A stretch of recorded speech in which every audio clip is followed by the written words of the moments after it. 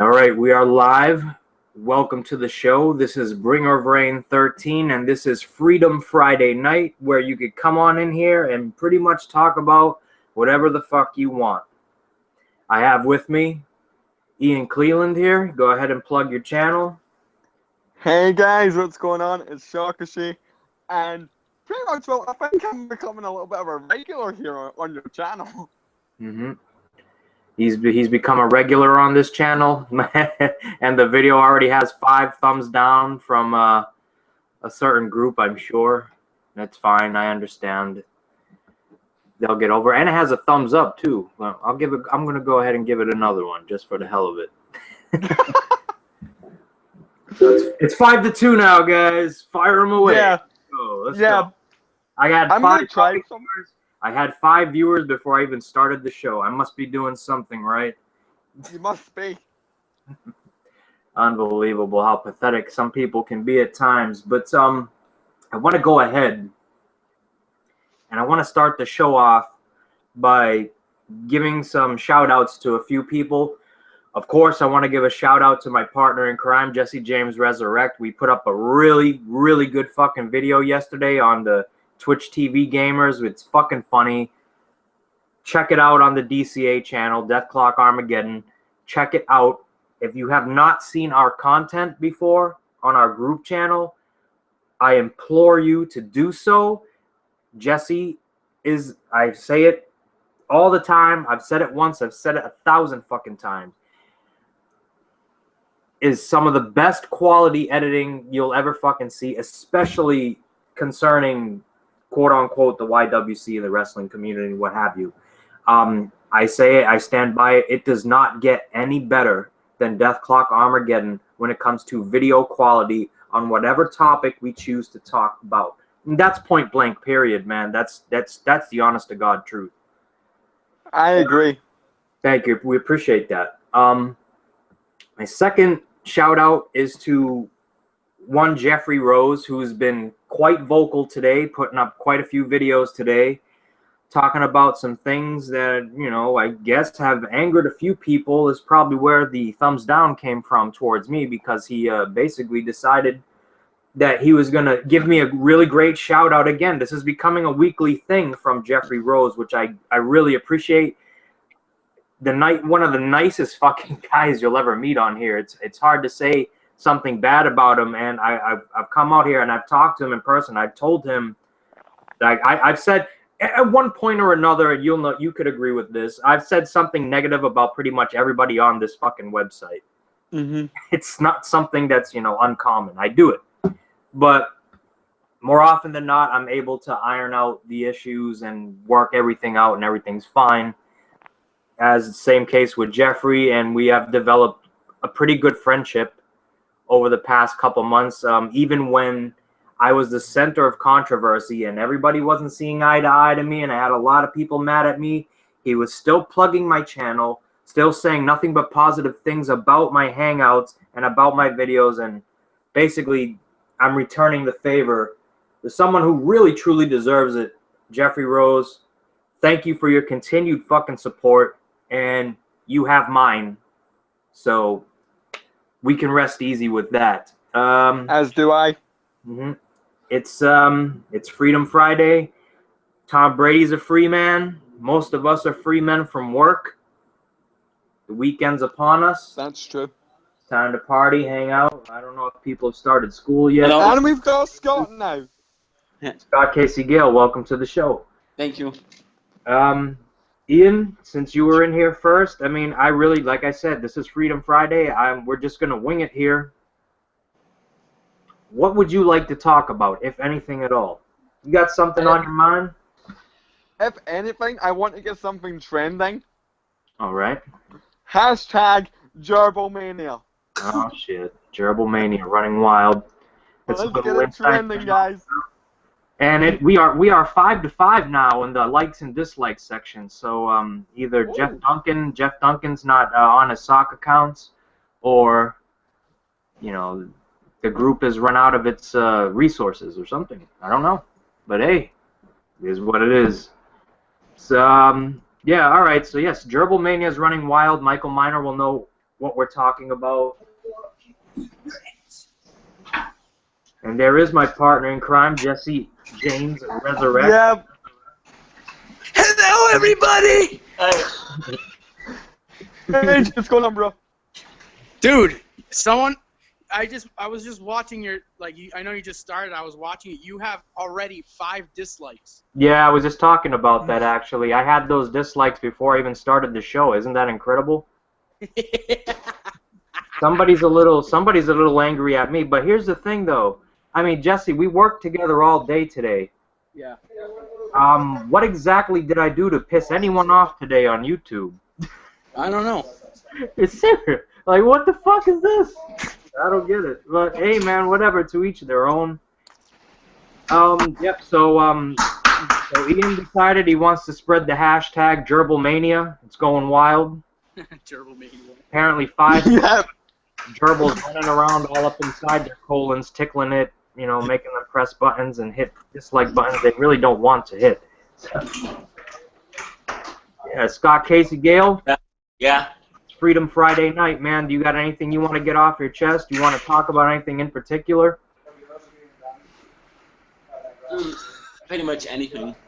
Right. What do you want to talk about? You want to talk about some burgers and fries and stuff? Because I see you posted another picture. Yeah. Yeah. Yeah, like Children's, I really like going to Children's. I like their hamburgers and I like their ribs a lot. That's Yeah. enjoyable. If you go out on a limb and say that's your... What's your favorite restaurant to eat at? Like, when you go out to eat, and it appears as if you do it every day. Most likely Chili's. Chili's is your favorite? All right. All right, not bad. They do have some good ribs, I will admit that. They do have some good ribs. Yeah. When I go there, that's pretty much what I get. All right. So we're talking about food. I've been eating, like, all kinds of bad stuff lately. I ate Burger King earlier today, which is, you know... I ate Burger King yesterday as well. Today was my fault, though. It was, well, no, honestly, if you didn't do it, I was probably going to use one of those coupons anyway. So. But it is Freedom Friday. We're going to move on. Jesse, the floor is yours. Is there anything that you want to talk about in particular? It could be anything. There is no topic that is more important than any other. Just whatever you want to talk about, man. Dude, right after I left work, I went to my parents' house to get my dad's truck, and then I went up to Manchester to Kenny's house. It took me a fucking hour to get here because of traffic for nothing. There was no construction. There was no accidents. There was nothing. There was traffic on and off all the way the fuck up 93. From exit 1 to exit 8, there was freaking traffic for nothing. Nothing. Wow. Aggravating. Wow. I hate traffic. For nothing. I mean, if there was an accident or there was a man dying on the side of the road or construction, I can understand where there'd be traffic, but where between exit 1 and 3, it was nicely going, then between 3 and 4, it was dead stopped, and then after 4, 5 and 6 were completely fine, and then 7 to 8 was completely stopped again. For what? What? Sounds like Domino's. No, it's bad. In New Hampshire, it's bad. For some reason, the further up north you go, usually it's, you know, easy cruising. You glide to wherever you need to go. But more often than not, especially lately, the past 2-3 months, when you're trying to go up north on a Friday, Saturday night, or even like a early Saturday afternoon, the traffic is unbelievable. People just forget where the gas pedal is. In most country, the gas pedal's on the right side. People push that. Right. Seriously, like people, I don't know, I don't get it. The weather's nice, maybe they're enjoying a Sunday drive on a Friday afternoon. It's fucking ridiculous. I feel the pain. I know what he's talking about. Yeah, man, I don't know. The only thing I could think of concerning that is the fact that it's around 5 p.m. And it's Labor Day weekend. Work and stuff. Other than that, I don't know. It's Labor Day weekend too.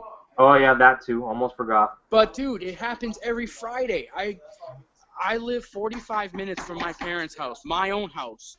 Okay. I leave there at 5. I don't get home till 6:30. Wow. That's an hour and a half. Not even 45 minutes. Mm-hmm. Ridiculous. For nothing. Gregory Breeding II is all over this Chris Benoit stuff. He really is. Hey Ben, Greg, if you want to jump in here, the link's on my Facebook, man. Hop on in and we can talk about some Chris Benoit, I guess. I mean, I thought by now, how long has it been now since this whole fucking incident happened? I Ow. can't remember. Alright, somebody get murdered. Speaking of Chris. No, they're doing house construction. Oh, okay. I was wondering what the taking apart, background but I'm noise taking a was. break. Hmm.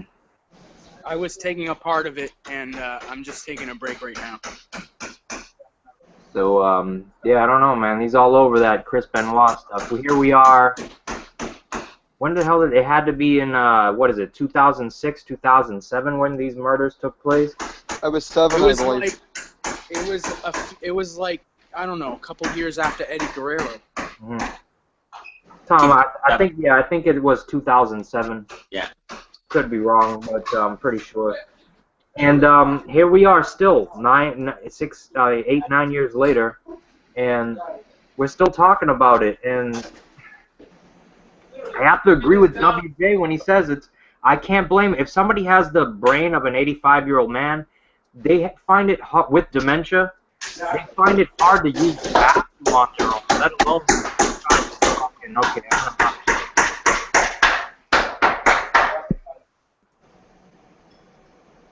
No offense.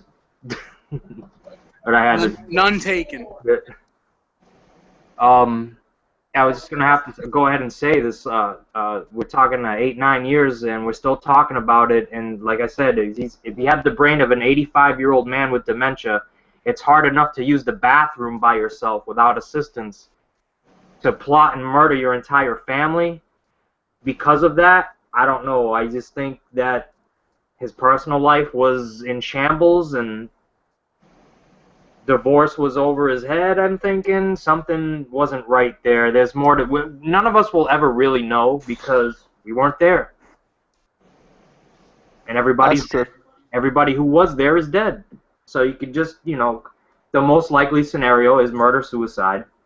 Reasons behind it, though, we don't know. We just will never know. And that's it. Yeah. But I am curious to see how they depict it in these movies. Or in this movie, I should say. Yeah, I think it's going to get a lot of controversy. I know that for sure. Mm-hmm. But I don't know how the movie's going to go.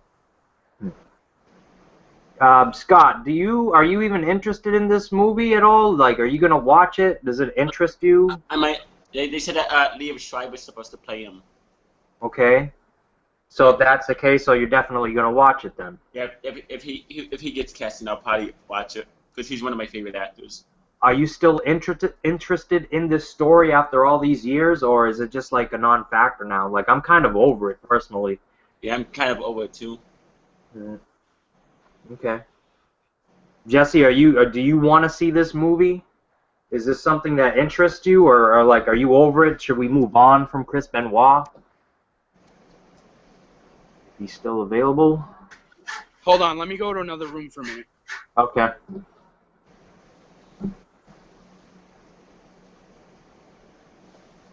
While we're waiting on that, Ian, so are you so you're interested in the movie? You really do want to see it? Yeah, I want to see how they portray of what actually happened. Right. And I agree with you on that too. I just think it's going to be curious to see how they play it. Mm-hmm. But I guarantee you, if they pull some fucking bullshit, I'm going to be ranting on it. Hey, You won't Hey. be. What's up? put my thing so everyone can see my my video. All right. Yeah, I can see you, Jesse. I'm about to kick something down. Screen share and The what's it called? Broadcast to everyone or whatever. where is that? Go to my my square and it'll be like you click on the down arrow and it'll say broadcast to everyone or project to everyone? Present to everyone. All right, here we go. All right, here. Can you guys see it? Yeah. You can't see. Yeah. All right, here we go. This is Jesse doing his portrayal of Oh, Oh. doing his portrayal of Tong Po from Kickboxer, John Clark. Jesse, you're a fucking legend.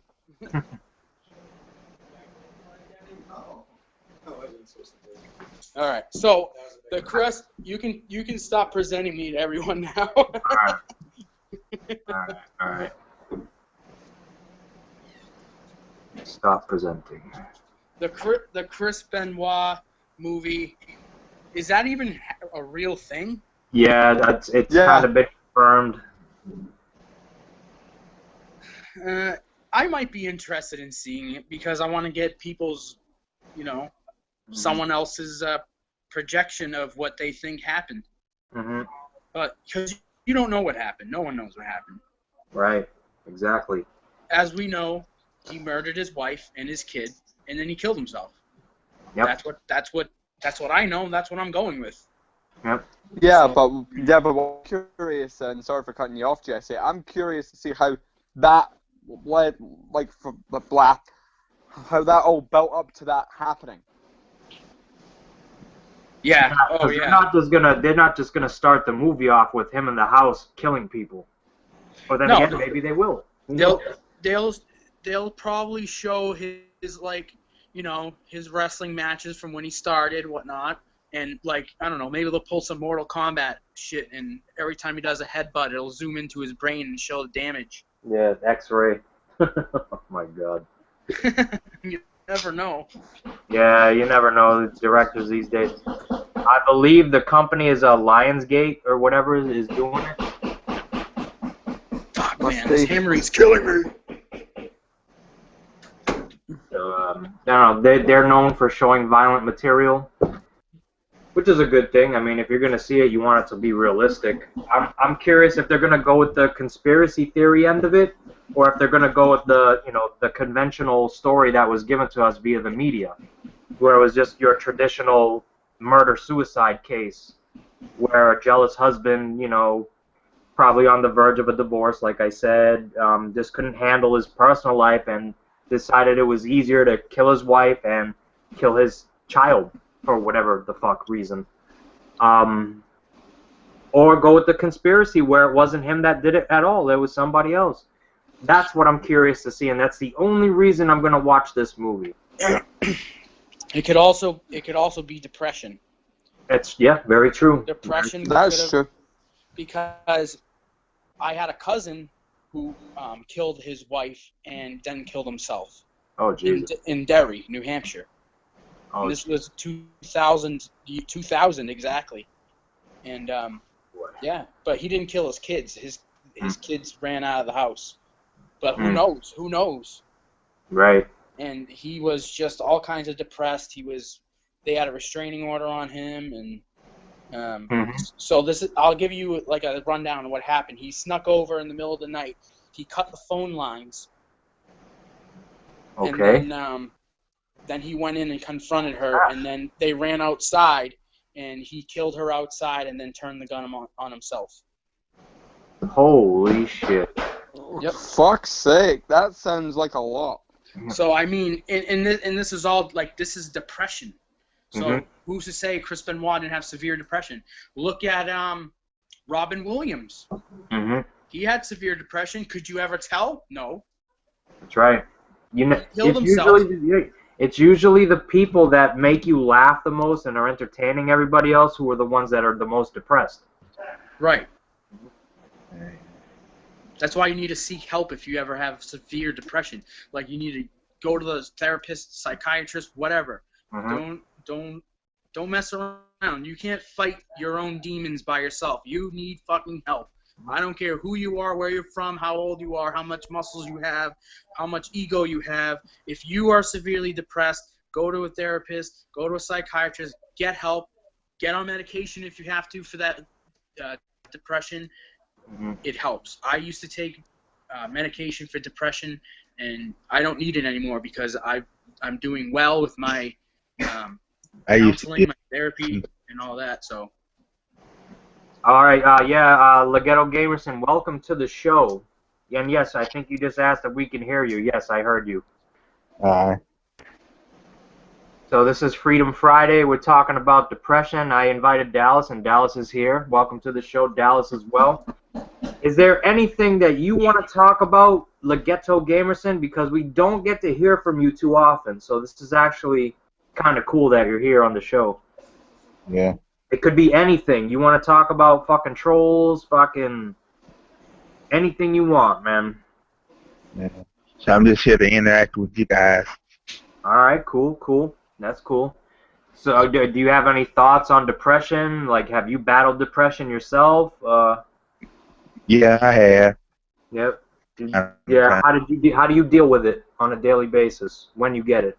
Or is it an off and on thing, or is it constant? Kind of off and on thing. When I think about certain things, I try not to think about like my past or things I've been through. Put me in like depressed mood or whatever. How do you tend to deal with those feelings when they surface, like when they start attacking you? How do you deal with that stuff? Usually trying to find something to kind of like put me in a better mood. Okay, all right. So you can pretty much cheer yourself up, right? Yeah. So that's a good thing. How do you feel about YouTubers that give your video 5 thumbs down before the video even starts? And I think I was the only other person in here when that happened. I think you were. Yeah, you were the only one in here with me when I clicked over real quick and I checked the YouTube channel. I always have the YouTube channel up along with the actual Hangout. See what the hell's going on in the comment thread. Oh, no, let me dump it down. I have a good feeling it will. And you wanna know what was funny? What? When you went live, I got the notification from my YouTube channel saying you were live. Right. That's But not. I'm in the Hangout, and I'm like, why are you telling me? I already know. Because before I sent you the link, but I sent you an invite as well. So when I go live, it lets you know I'm going live. Yeah, if you follow him, if you have him in your circles, anytime he goes live, it'll send you an email to your Gmail. It'll send you notification to your YouTube app if you have one, and whatnot. Dallas. That makes sense. Dallas, you there? Yeah, I'm here. What's going on, guys? What's up, man? Welcome to the show. Thanks, buddy. Yeah, it's good to be here. Thanks for the invite. All right, so like I said, this is Freedom Friday night, man. The forum is yours. Whatever topic you feel you want to talk about or get off your chest, fucking go for it.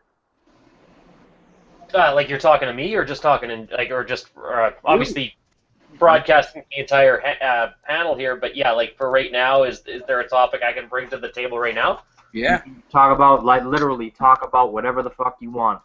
Okay, there's something that I pay attention to. Like, I'm a big news junkie, literally. Where I'm from, there's News Talk 980, like a radio station, which I've uploaded some segments on.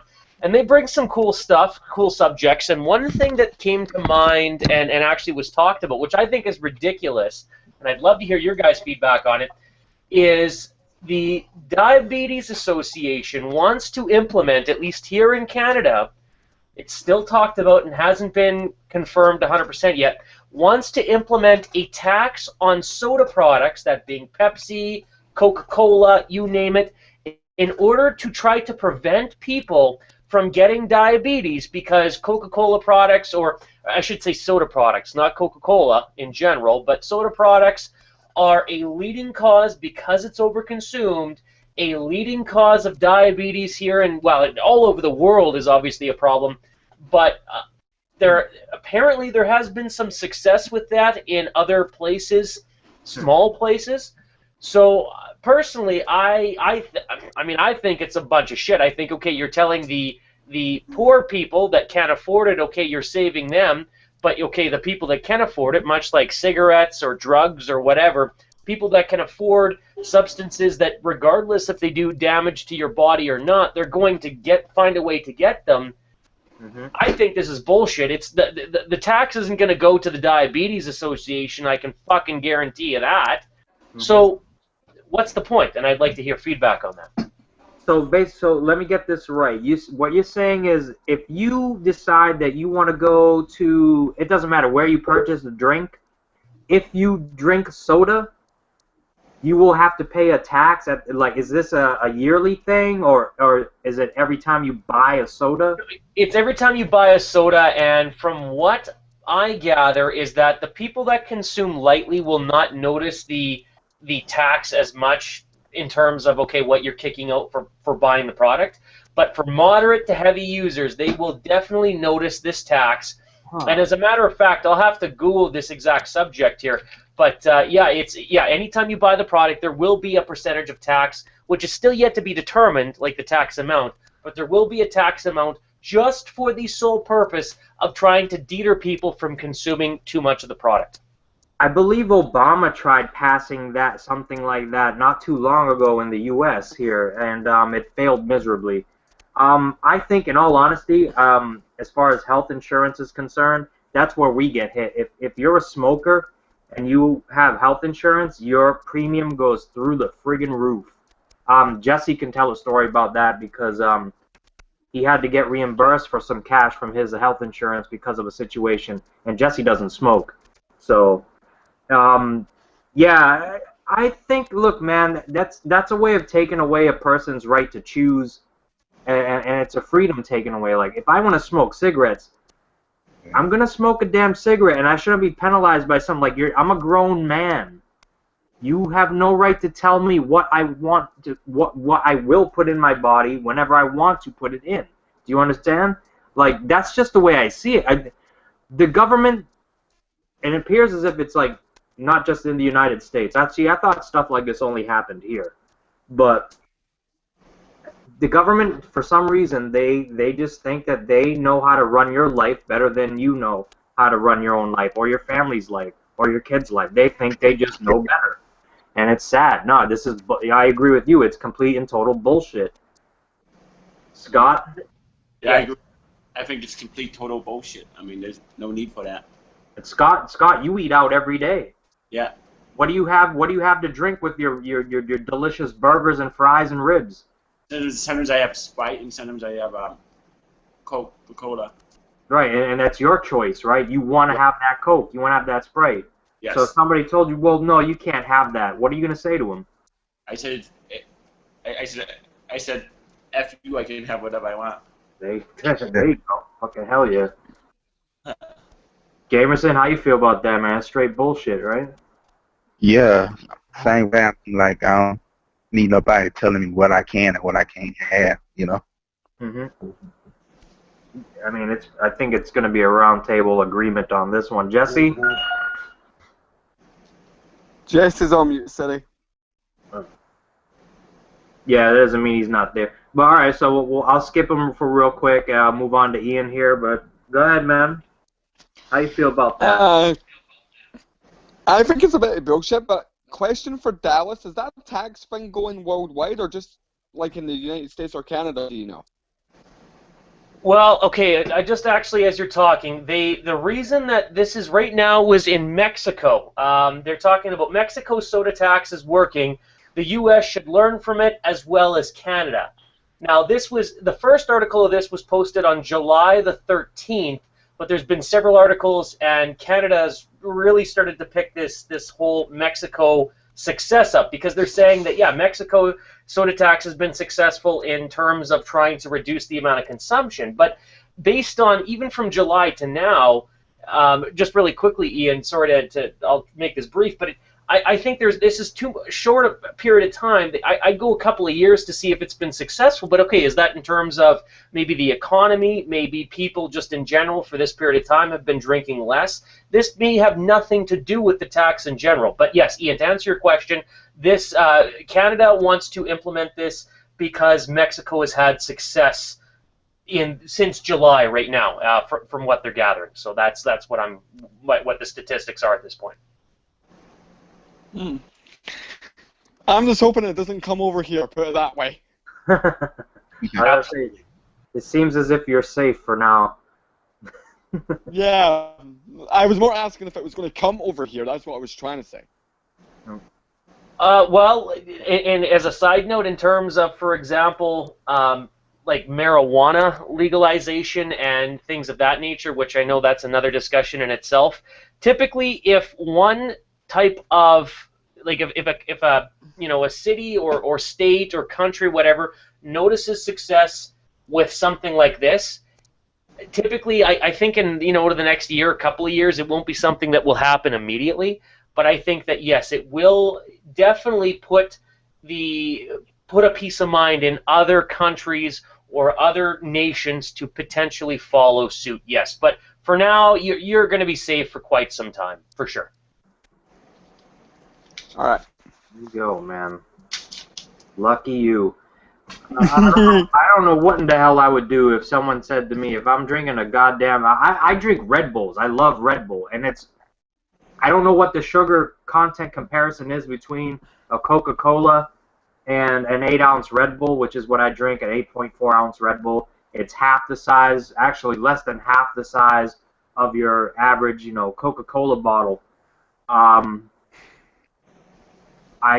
would, have a conniption if someone were to charge me I would like another $1 or $2 just because I want to drink a Red Bull, just to wake me up in the morning. I mean, things are getting out of hand here with this Big Brother bullshit, this government bullshit. It's too much. Why was this not a problem back in the 1960s and the 1970s? Matter of fact, let's go back earlier than that. People have been drinking coffee for decade upon decade upon decades, hundreds and centuries. I don't even know how long back coffee drinking goes. I don't even know. But I'm sure that, sugary substances have been drank for thousands of years. Why now, all of a sudden, is it so bad where they have to tax it? That's just an excuse. Can I add something? Sure. If they're going to put soda tax on you guys, I wonder why are they not putting the coffee tax as well? Well, I don't know that. I'm not the foremost expert. Dallas, is this a tax on just soft drinks or just, anything with sugar in it? Well, Well, no, exactly. Yeah. For at this point, it's soda because they're looking only at soda consumption. But for example, Tim Hortons, a coffee establishment, yeah, it probably sells millions upon millions of product to people. So yeah, Ian makes a great point. Where do they draw the line, and how come coffee isn't taxed or anything of that nature? They're only looking at soda products at this point, and yeah, they're only going halfway, and literally the whole thing does not make any sense by any means. No. Okay, now let's get into a little bit of conspiracy talk now. A little bit of a conspiracy theory.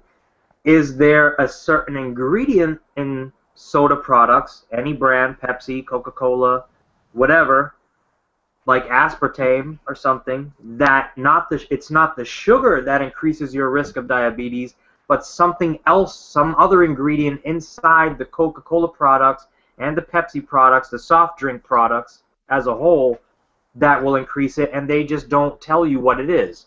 Is that a possibility? I think yes, for sure, but I think the way they're looking at it is they're trying to affect the most, like the margin of the market that pertains to the common family. For example, children, teenagers, young adults, whatever. Granted, coffee consumption or Red Bull consumption, any of that I'm not trying to say that market isn't available to a lot of people as well. But Pepsi and Coca-Cola or soda products in general, you look at the average family, not in the United States, but in Canada, everywhere in the world. What does the average family have in their fridge? And that's why they're trying to, conspiracy theory-wise, they could make a shit ton more money if they're going to focus on soda products as opposed to coffee or Red Bull first, or energy drinks. They're looking at, I think, for conspiracy-wise, their best bet to really get the best bang for their buck, so to speak, would be to target a product that is in the average American household, and that's Pepsi or Coke products, soda products are the good foundation of that. Okay. Especially during summer and holidays. What's that? So I'm sorry, Gamerson. I said especially around holidays and during the summer, you know. Oh yeah. Absolutely. Agreed. Yep. Whenever it's party time, people are going outdoors having cookouts. Even if you're making alcoholic beverages, what do you use more often than not to make your Captain and Cokes and stuff? You're using soft drinks. You're mixing in alcohol with those. It's big money. It's big money. It's again, at the end of the day, it always comes back to fucking money. Yeah. Well, did you see what I did there? I did not. I'm sorry. I showed a can of soda. Oh, there you go. But that's sugar. Since that's what we're talking about. But isn't that sugar free? I can tell you in just a second here. Caffeine free? No sugar, yeah. Hmm. That's where they've got to think as well. If they say there's no sugar on the Yeah, but Scott Casey Gale now, see, he would get hammered. He'd be paying like $5 to $10 right there for taking a sip of that soft drink. Yeah, but what I was going to try to say is if they like labeled it on the can like no sugar, would they still add the sugar tax on top of that or no? I don't see how that would be possible. That would be violating their own rule. It's not necessarily sugar obviously is the main cause of diabetes and all that, but I think that it's not just products, like even sugar-free products. If you get sugar-free soda, they would still be taxing that in terms of, even though, it doesn't make sense, but from the article that I've been reading here, yes, they still would be definitely adding that tax to sugar-free products. Maybe there's different health hazards compared to consuming aspartame, obviously, as opposed to consuming something that is a non-sugar-free product that just has regular sugar and doesn't have any supplementation like that. But no, there still will be taxes on sugar-free products. That answered my question. And I think the reason they're trying to explain their reasoning is because sugar-free products still have just as much of a health risk as non-sugar-free products. But it's still, the entire thing is still bullshit. But yeah, that's their reasoning behind it. What is it called? The diet drinks always have this substance in it. I can never pronounce it right. I've never known anyone to. The best site is phenylketonuria. It's one of the longest words I've ever seen in my life, but it's in all of these things. And I, for one, don't know what the hell it is. I don't know if it's the artificial sweetener that they use in it, but I just think it's weird. Like, oh, okay, sugar, which is pretty natural, whatever, sugars in fruits and whatever. And then you have something called, oh, this has phenylketonuria. I defy you, pronounce the name correctly. Look at the back of your can if it's a diet beverage, and you'll see it. No, I've got a no sugar one here. It'll say made by phenyl PHENYLKETEURONTICS. No, I've got contains a source of phenylalanine or something. Oh, so you can't even pronounce these I've got something way more. drinks, and you're putting them in your bodies, but they want to tax you and say it's because of sugar. It's just an excuse. It's garbage. It's ridiculous.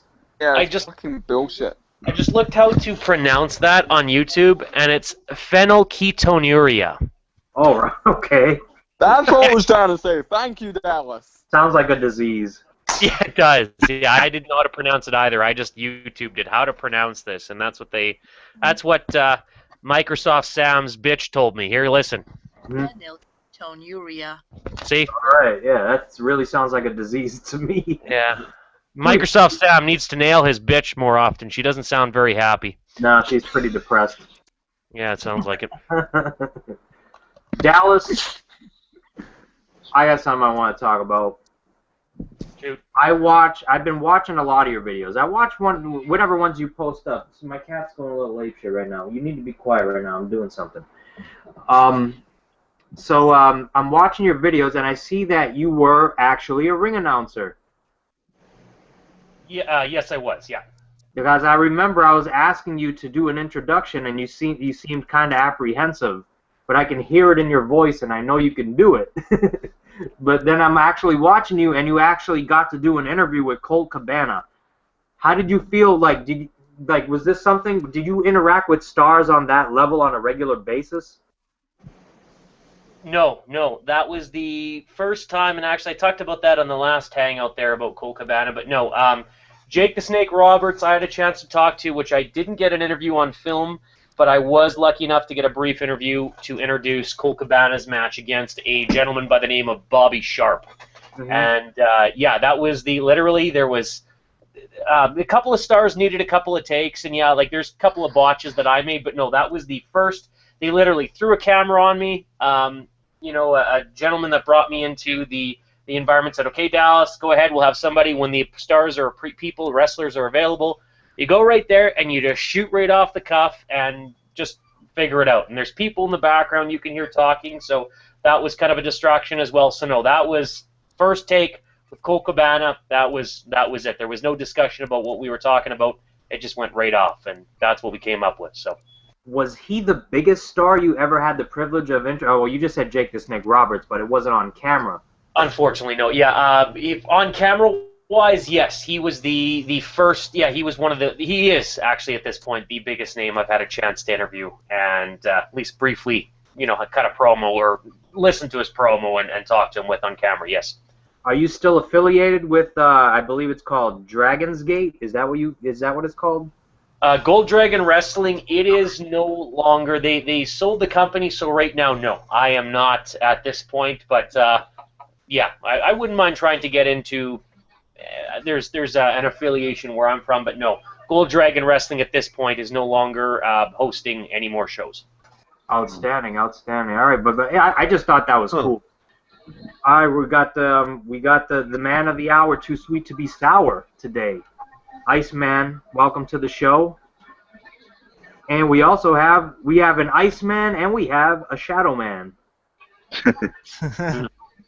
Yeah. Welcome to the show, guys. Yeah, it's great to be here. And this is have you guys been watching? And if so, is there anything that we were talking about that you want to chime in on? Or, like I said, this is Freedom Friday night. You can talk about anything you want to talk about, and we'll chime in.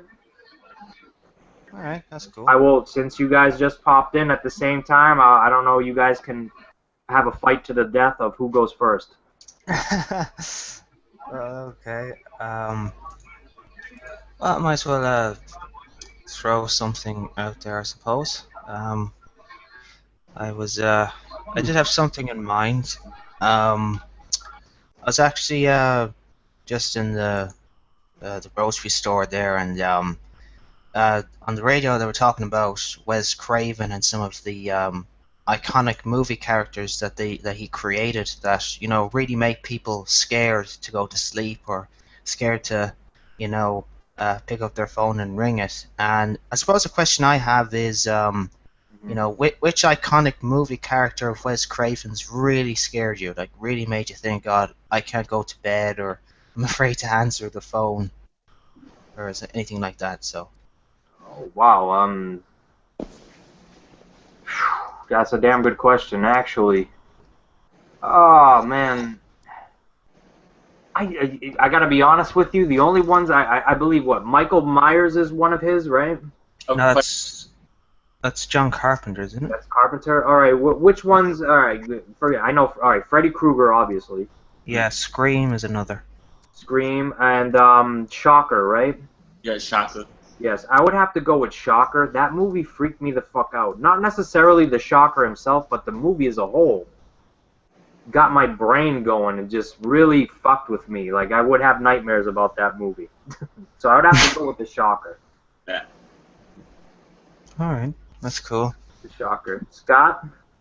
Yeah, Shocker and was pretty scary one, so that freaked me out as a kid. And Last House on the Left, the first one. Last House on the Left, the first one. He also did a movie called Deadly Friend. Okay. Yeah. Jameson? I have to go with Nightmare on Elm Street. All right, that'd be Freddy Krueger. What about Freddy Krueger freaked you out the most? More about the stuff that happens once they go to sleep, stuff in their dreams and shit. I was a little kid, I used to fall asleep and feel like I was being attacked after watching the Is movie. this a real Iceman or is this a fake Iceman? No, this is the Iceman Bringer. What's All up? right. I'm noticing the new channel art thing there. I didn't know for sure. Just wanted to make sure. No, I changed the profile picture, buddy. All right, man. So, Shadow Man's question was, which Wes Craven character from his horror movies scared you the most or freaked you out the most? Oh man, I don't know. Yeah, Freddy Krueger. Freddy Krueger was a goof. But you want to know something? Getting away from all that, the thing that really creeps me out the most was What's that? Child's Play, man. Child's Play. Chucky. Oh, I'm gonna tell you something right now, man. I woke up, honest to God, many times in sweats with Chucky, man. I'm telling you right now. As old as I am, it friggin' bothered me. Well, the fact that you could go to your local toy store and buy those, they had dolls back in the day called My Buddy. Yeah. That was what Chucky was, an evil version of the My Buddy doll. They just changed the name of it for the movie so they wouldn't get sued. But you could literally buy. It goes. The thing says, "Hi, I'm Chucky. Want to play?" The friggin' doll that you would buy from the store would say something similar to that with that same fucking voice. So I can see where you're coming from. Yeah, that sucker freaked me out, man, for a long time. Believe me. Ian, True, man. which Wes Craven character scared the crap out of you the most, if any? Ian. Oh, I thought you were talking to somebody else there. Well, sorry. No, no Ian here, bro. Wes Craven character. I haven't seen his movies, so I can't say.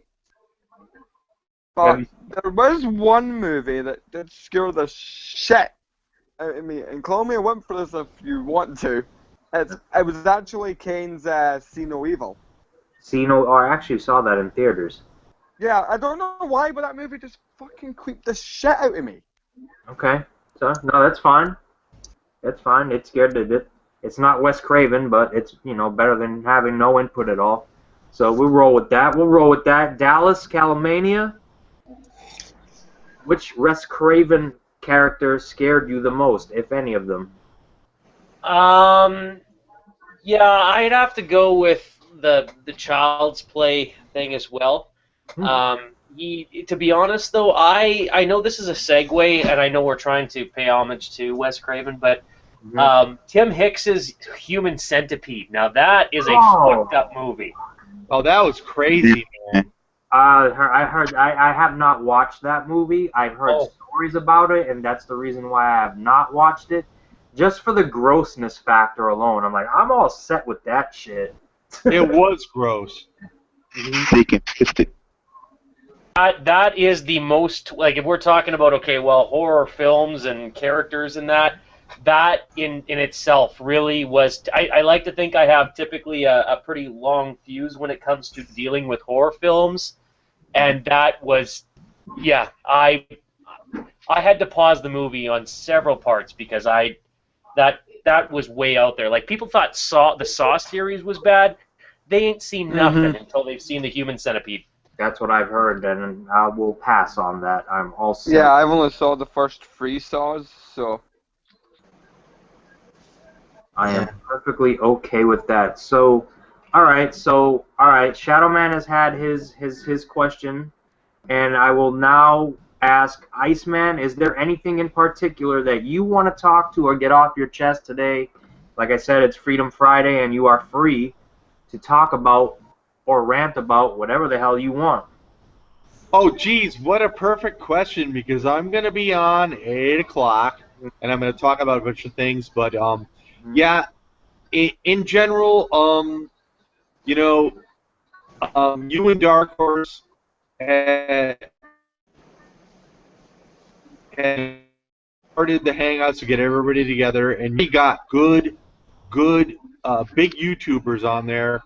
And believe me, I love watching them. I sit back and I like to watch because a lot of times when you try to get involved, you don't get a chance to speak. So, and I told you this before, Will, but to be quite honest with you, yeah, there are some that get on that try to make a name for themselves, and I guess, you know, maybe that's the right thing to do. But you know, I did a video earlier, and WJ even mentioned to me, you know, he agreed with what I said. But you know, the bottom line is, I'm here. When I do a hangout, I want to be in a hangout to talk with the guys that are on this hangout. I don't really care about what other people on the outside really think. I'm worried about the guys that I'm hanging out with. And, you know, like Ian, Scott, and, you know, everybody else is at the hangout tonight. This is why I'm here. I don't care about if, you know, I don't want to name drop. I don't care if all these guys are watching. I'm here. I'll cut you off real quick. You guys. They are watching. That's the bottom line. I'm sorry. I'm doing what you just were talking about not to do, and I cut you off. I'm sorry, but I had to, and it's for good reason. You said that you don't know if they're watching. They are watching because before I even started this video, I had 5 thumbs down before the video even started. So they're fucking watching. Whoever they are, they're watching. It's fucking hilarious to me. It really is. That was actually funny. I got a chuckle out of that one. So, Oh yeah. so yeah, they're watching. But if you want to, I'm sorry, I had to get that out. But if you want to continue, by all means, go ahead. No, I just wanted to say, in a hangout, it's about being in the hangout, talking to the guys that are in the hangout, and you should not focus on who else is watching this hangout. That's the bottom line. And don't, I understand you want to put yourself out there, but to me, I've been around a long time. I don't care either way. I'm just here to talk with the guys that are in the hangout. Fair point. Can't argue that at all. I will say this. When I'm in a hangout, I have to say I am guilty of cutting people off and talking over people. I have done it. But the reasons in which I've done it are not to put myself over. Shadow Man, you will know that because you've been there many times when I've done it. When I do it is because I am extremely upset or pissed off at someone inside the hangout, or someone who is calling me out with some bullshit on the hangout, or I just don't like the person in the hangout, and I'm trying to, I'm pissed off, in all honesty. It's not to put myself over.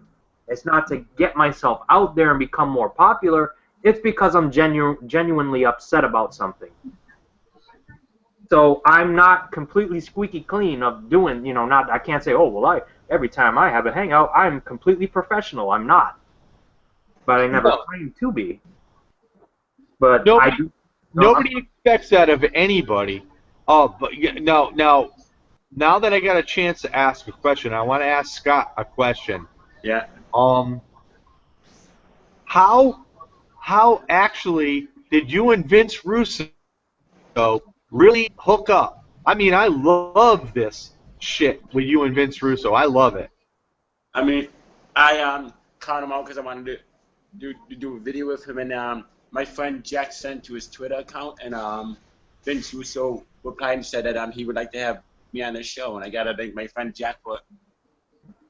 That's awesome, man. So this was that is totally awesome. I believe that was because of the Sami Zayn stuff, right? Yeah. That's awesome. That really is awesome. It just shows you that sometimes they do pay attention, guys. That is true. Yeah, that's totally cool, man. Thank you. Yeah. That is pretty cool. Even I was on Fleming Russo's show, and even though I got kind of made fun of by Russo, but hey ho. I bet honestly, if you've seen it. I've said it once, I've said it 1,000 times, and that alone, Scott, Casey Gale, and Ian, and Dallas for that matter, because Dallas has, like I said, we were just talking about, he's actually interacted with Jake the Snake Roberts and did a promo video or like a ringside interview with Colt Cabana, that's a whole hell of a lot than a lot of people in the YWC have ever done. I don't care how big their channels are. I don't care how popular they are. That humbles me. It really does. It puts me in my place every time. Well, I could come on here and say I'm the greatest thing since sliced bread, but then Scott could come on and, well, I do a podcast with Vince Russo every other week. Well, fuck. My balls just shrank about 3 inches. You know what I mean? You know, I think shrink 3 inches. I'm just saying. Everybody kind of. I know the YWC sounds weird, but people kind of hate the context of that. But I think it's really cool that everybody, whether it be opportunities they were given, like I'm really fortunate to be given the opportunity to be able, even if it was brief, to talk to Jake Roberts or Colt Cabana, much like, you know, Scott as well. I know being able for him to be able to converse and have the opportunity with Vince Russo. I think it's really cool that we all can kind of congregate and talk about our experiences with meeting and talking to some of these people that you know, that we have a passion when it comes to wrestling, and I think it's really cool that we all can talk about that experience. So it's a really cool place to be. Absolutely, depending on who you're there with. Well, this is true too. Yes. Yes. Let's be real. Yeah. All right. Anybody else got anything before I decide to unleash hell? Can I ask Try something? to be a good boy tonight, though. Yeah, you've been a very good boy at the moment. Well, I have a question for Dallas, actually. What is your take on the whole Chris Benoit movie thing? Okay, yeah, that's right. On the Chris Benoit movie, well, mixed feelings. I don't really know. I mean, he'll never be in the Hall of Fame, which is pretty apparent because of what he did for pretty fair reasons. And, you know, regardless of what somebody does, I don't care if somebody's killed one person, harmed one person, beat one person, murdered 1,000, a serial killer. There's always going to be publicity gone to that individual. That's just society. So it's not necessarily a case of, do I appreciate and am I excited to see the movie, because okay, Dallas, I'm sorry. All right, I just got a message here. This is the type of shit that pisses me off. I apologize, I really do. I just got a message from Jason. It says NF Punk asked. Okay, NF Punk wanted me in a hangout and said, ask Will, are DCA and him, like him, cool. I don't know what the hell he said. I'm asking if he's trying to say like if DCA is cool with NF Punk or whatever the fuck. He has ordered me never with Will. He has ordered me never to be friends with you or Shadow Man ever again. He asked me, ask Will, are I and DCA? I don't know what to do, man. I like his. So I don't know what he's. I want Jason, because I can't understand what you're typing right now. Come to the fucking hangout and say it to me. I mean, I don't get it. I can't. I'll send him the link there. Yes, I already. Well, he's on my Facebook, so he should have the link. Yeah, If he's like yeah, a really strange point. yeah. Okay, so here's the thing. Because I can't decipher what he's saying.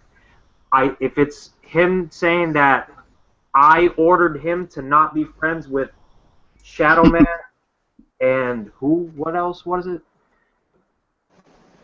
With you. Oh, so all right. So I'm saying like Nigel ordered him to not be friends with me and Shadow Man. Okay, so that's pretty fucked up.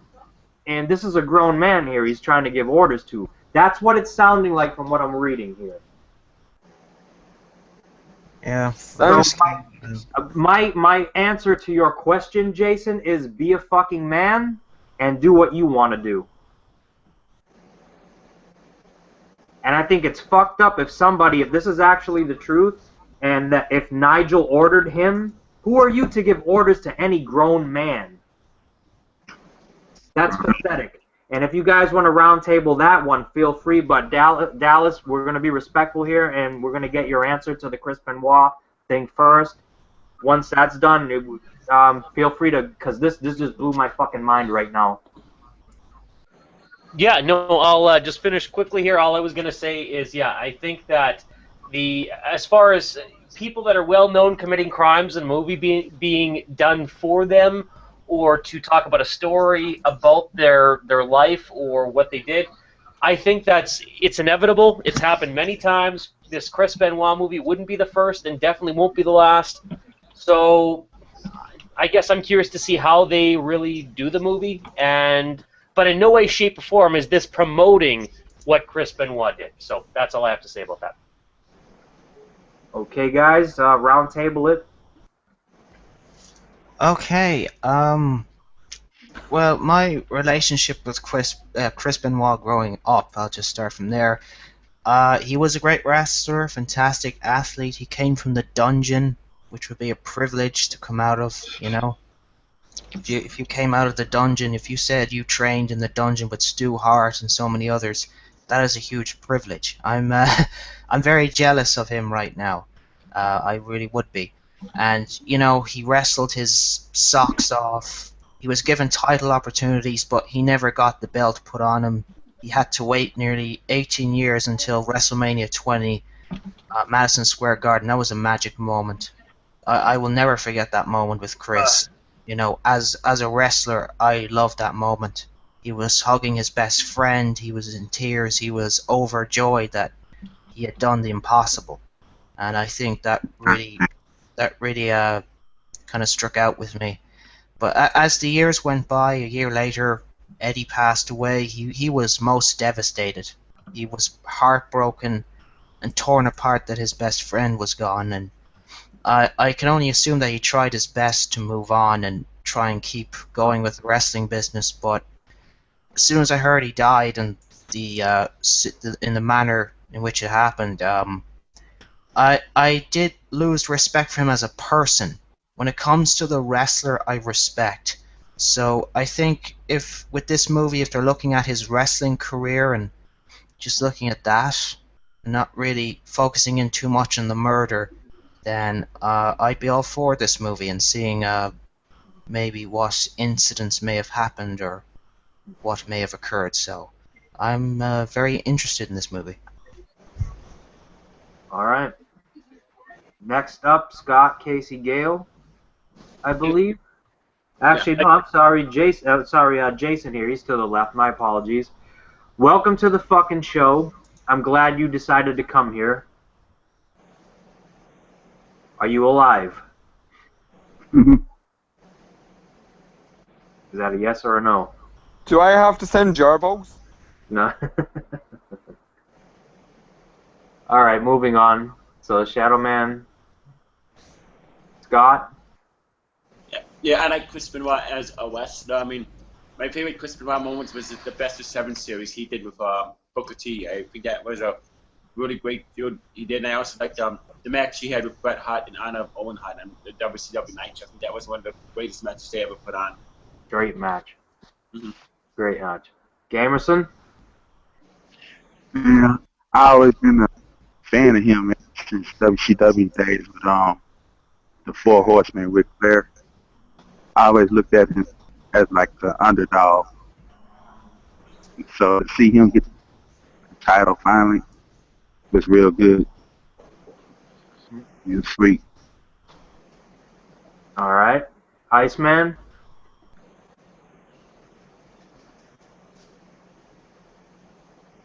Everybody's internet connection's messing up, apparently. Yep. Oh, mine should be okay. There it goes.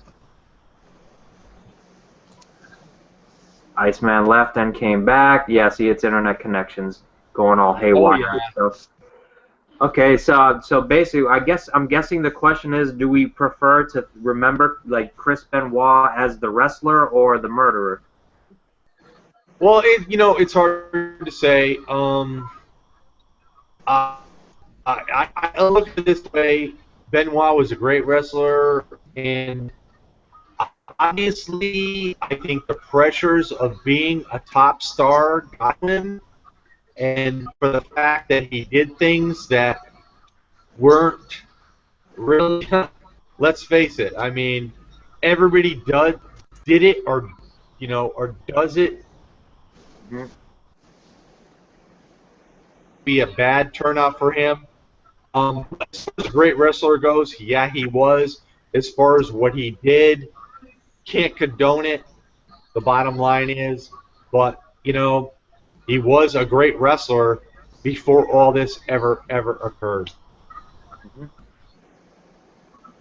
Ian, you asked the question, so I mean, but I guess you. I might as well give my thoughts. I might as well here.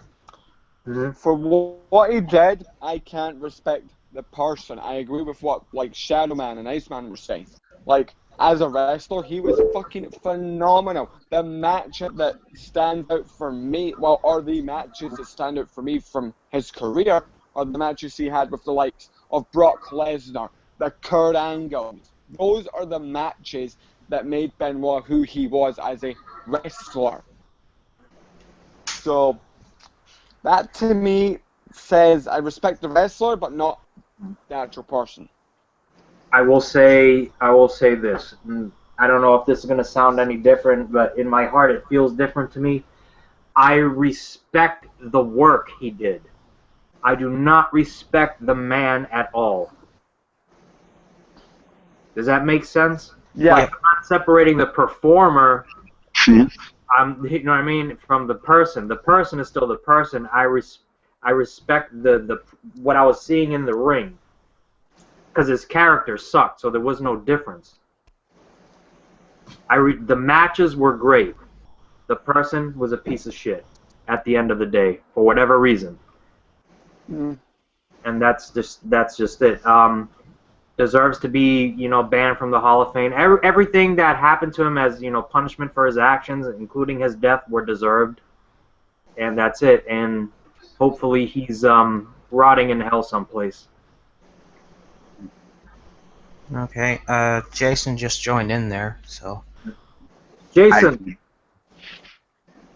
Someone flagged me, chatted at me. Oh, really? Jason!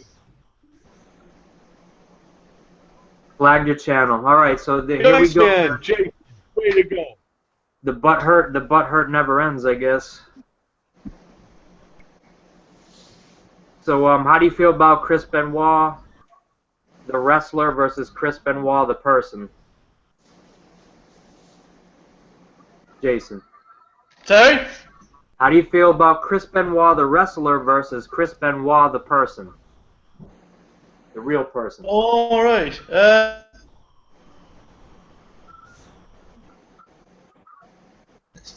We can't hear him. His mic. Who was brilliant. Yeah, his mic's like fucking up.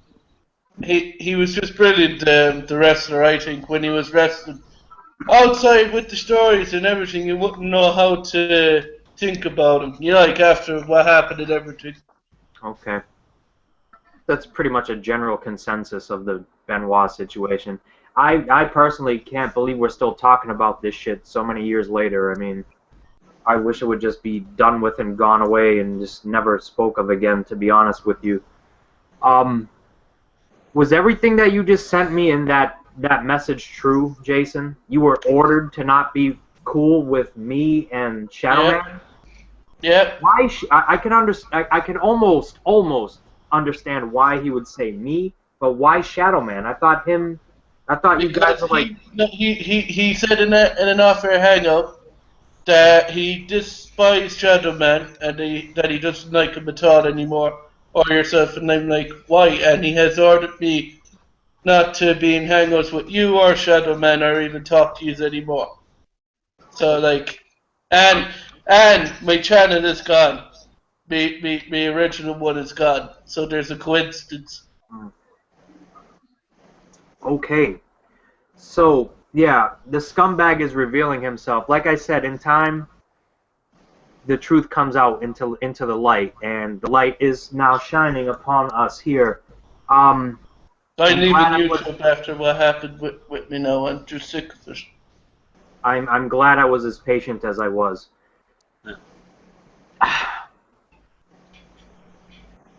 I should have just stuck to my guns in the first place on my original feelings on this person, and the signs showed Yeah. on and on and on, and I turned a blind eye to them.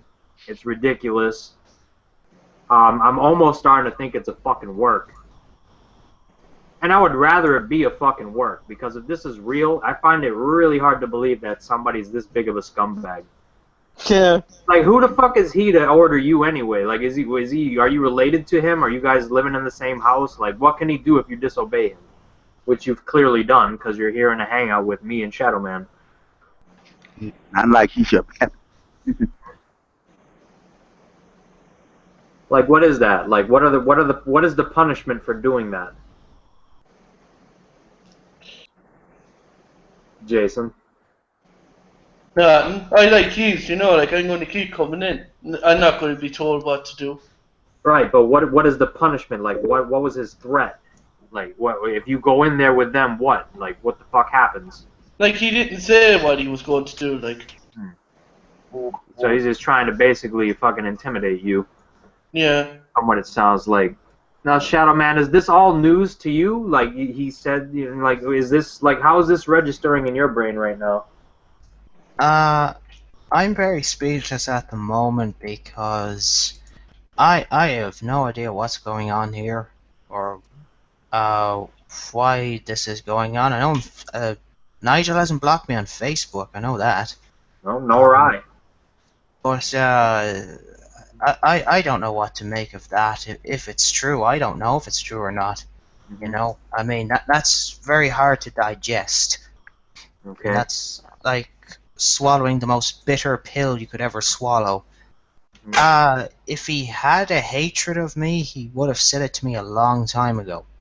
He would have said I was this, I was that. He would have been, you know, saying why. I mean, I have no idea what to make of that. But something strange is up about it. It's very strange to me. Very, very strange. And a bit coincidental. Okay. Go ahead, Ian. Just my view. Oh, all right. I don't believe in coincidences all that often. Yeah, I just think from when he came in and said all that and left, and from the message you got, it just seems to be all a bit coincidental to me. A little bit of a work, maybe, possibly. Yeah, I'm thinking that guy's actually bullshitting. Yeah, I don't think it. Yeah, I don't. That's a really tall tale. I don't know if I believe that all the way. I don't see how that could be. But if it is, it's pretty fucked up. So, yeah. If you're gonna stoop to that level, I mean, it's all good. I don't operate that way. Iceman. Yeah, I missed a lot of what you just said, so if you could refresh me with it. It's pretty much you know, what I was mentioning earlier. I was reading that message that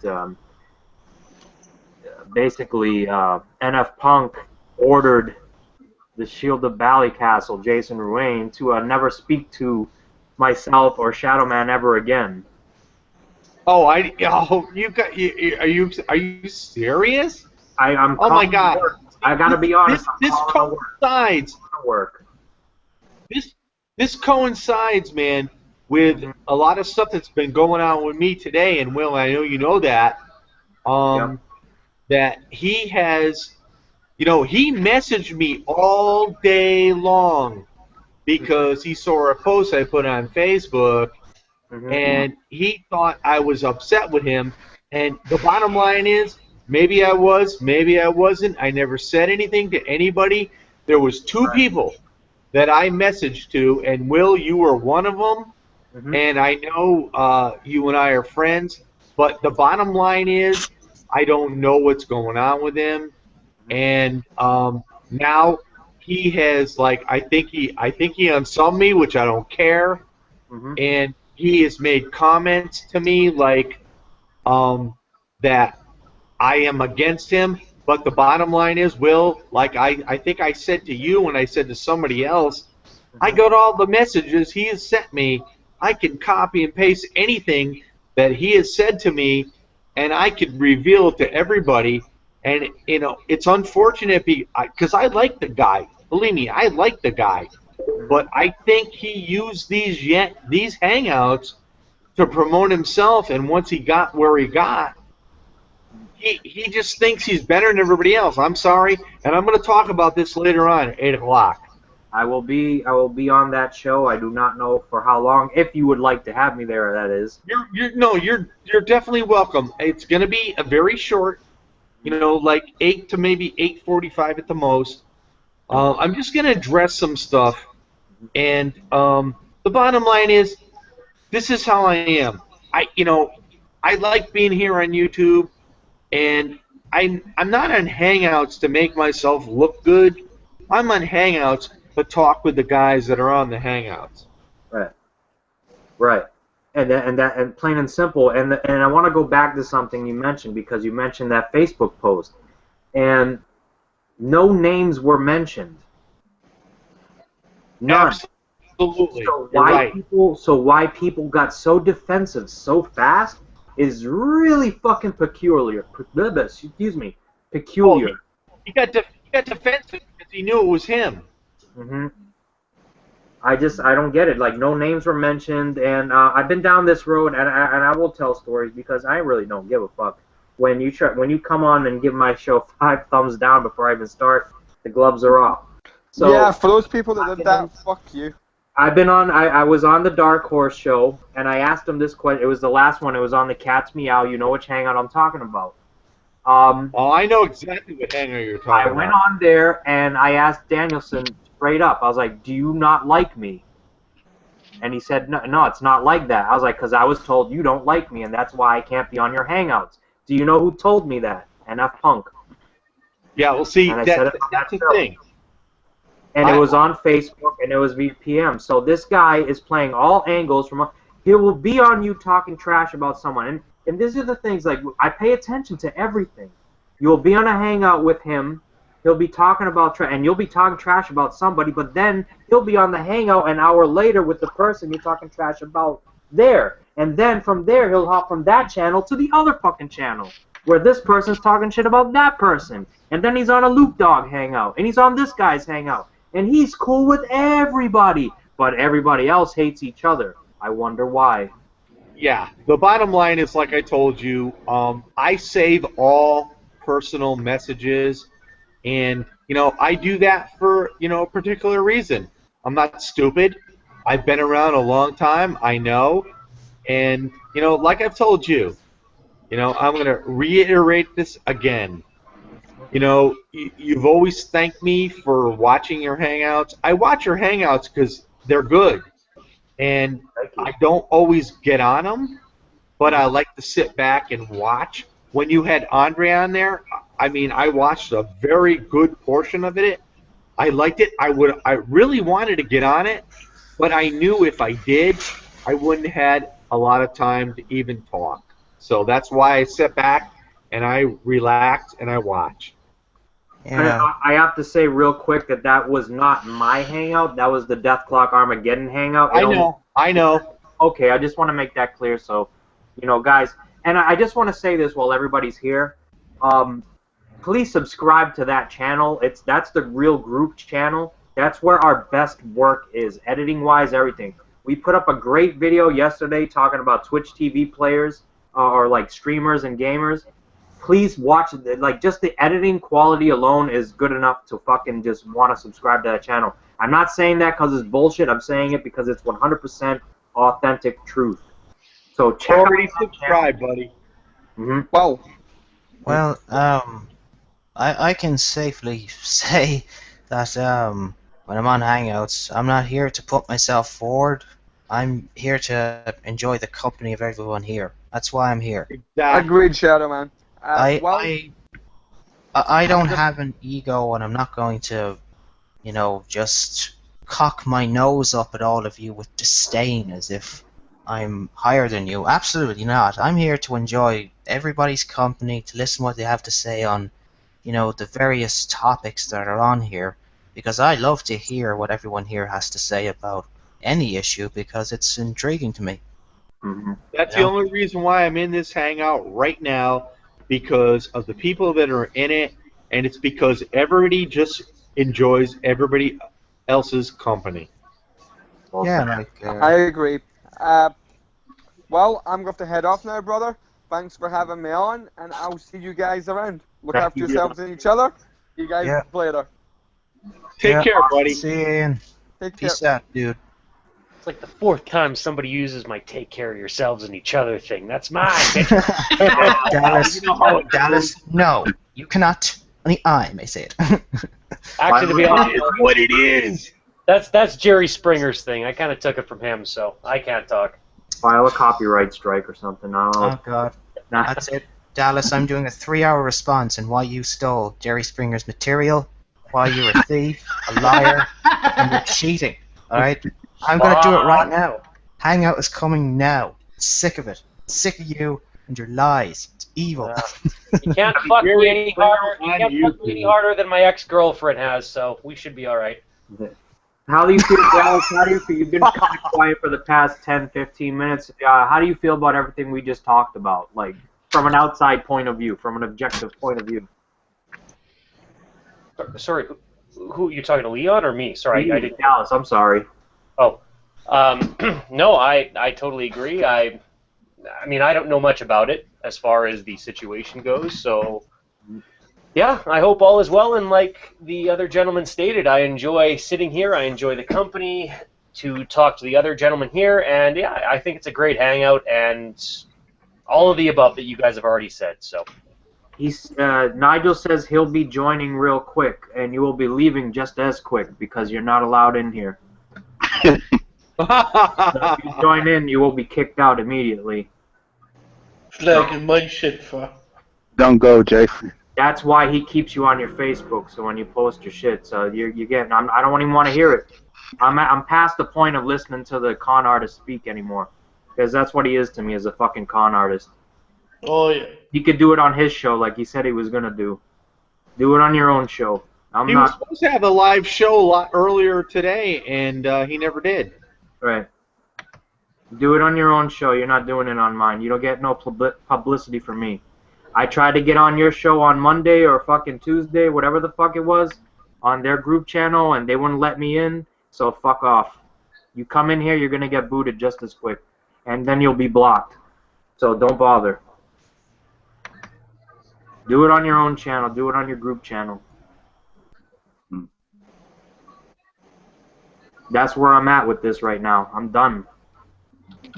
You know, this is what I love about this hangout. I'm a John Cena fan, and I've gotten no hate from anybody yet.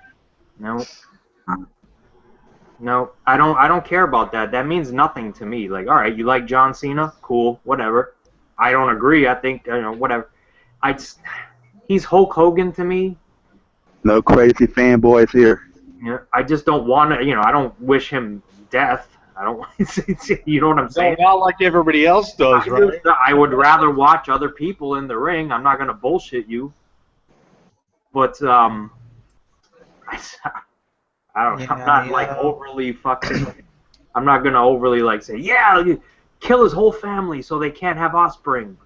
No, the bottom line is really in the WWE, what do they really got to offer?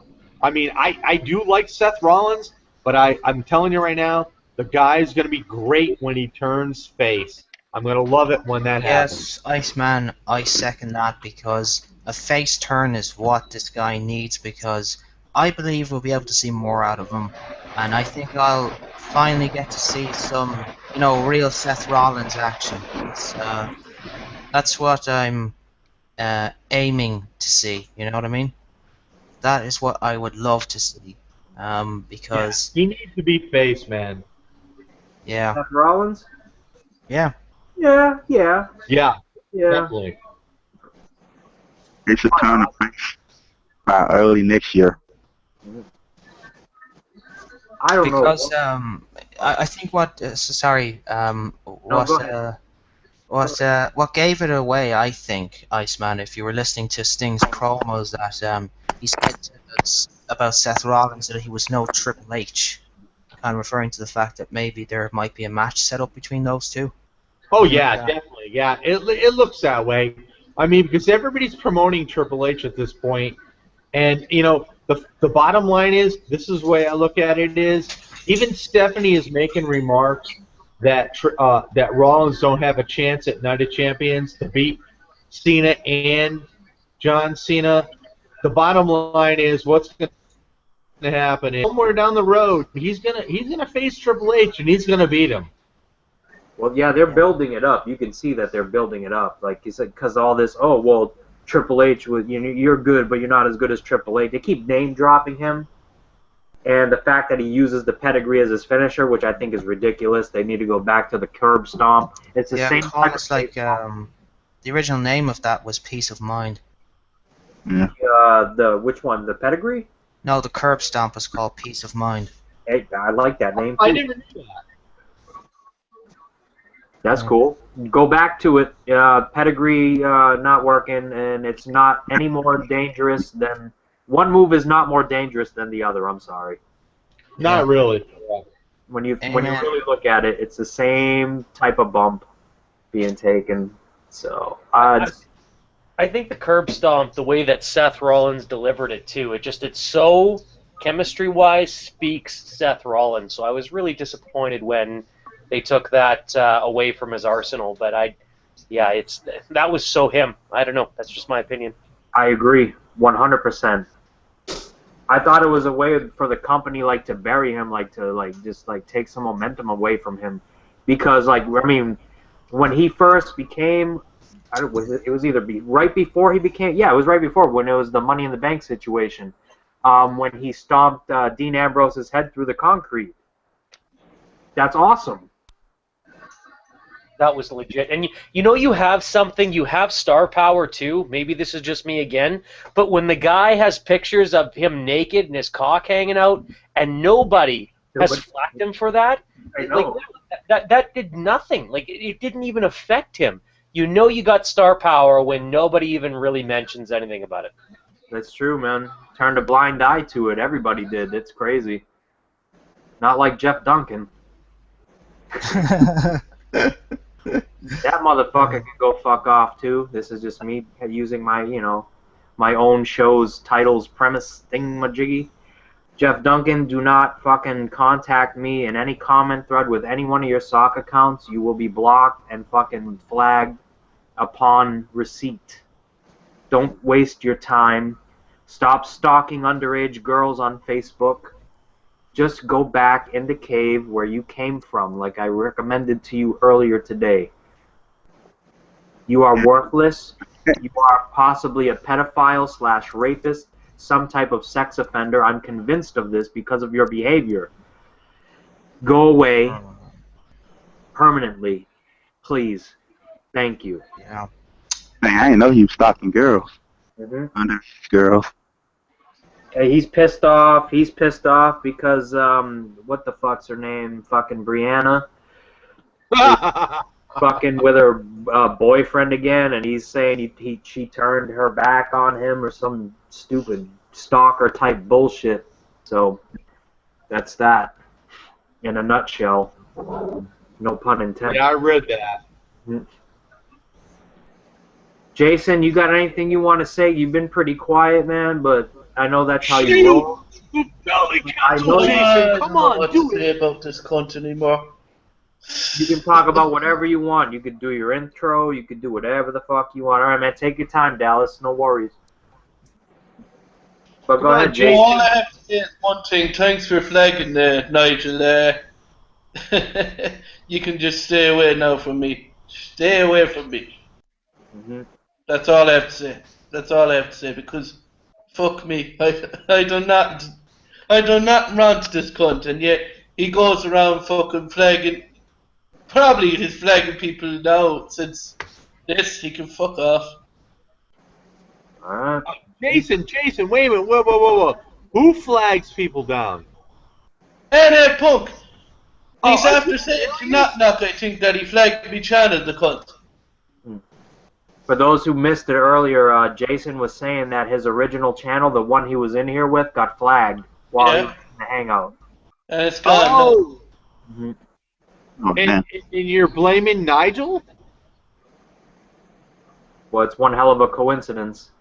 Well, no, I'm not saying it wasn't true. I'm just, trying to to get the gist of everything. Yeah. Guess what? You know something? Not surprised. Sorry, but I'm not surprised. Crazy.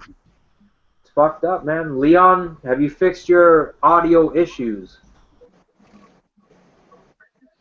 Yeah. It doesn't seem as if he has. Hey, Scott, are you gonna talk tonight or what, buddy? Yeah. Scott's Come on, a man. silent observer. Got new headphones finally. Oh, you did? All right, These so all right, are awesome, man. all right. Here's the Thank newest fucking info, guys. I'm sorry. He says Jason is lying. Ask him for proof. Yeah. Whatever. How can I get proof, you stupid son of a bitch, when I can't get into my channel? Jason, yeah. The Shield, the Belly Castle. Come on. You gotta do that intro. Do it, please. Do it, please. Oh no. Here we go. See the chaos, the randomness that could happen here. Jesus hit. Yeah, I always ask you to do it anyway. Hit us with the. I love it. Alright. Fuck him. I do it. Here. Whoa! There's just. Oh, There you go. Yeah. You know what's funny too, Jason? I was watching you play Happy Wheels earlier today, Yeah. and you fucking do that scream all the fucking time. Dude, it reminded me of Dashy games, like the way he does it, and you should really, like, I would say concentrate. This is just some advice.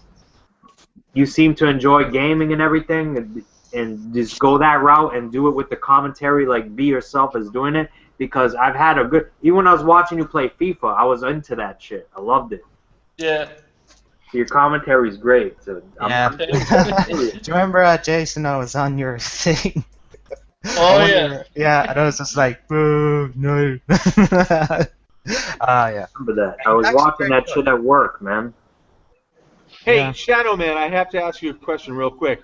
You mentioned the other day that you got something like a flag or something in your caption. Did you ever find out what that was?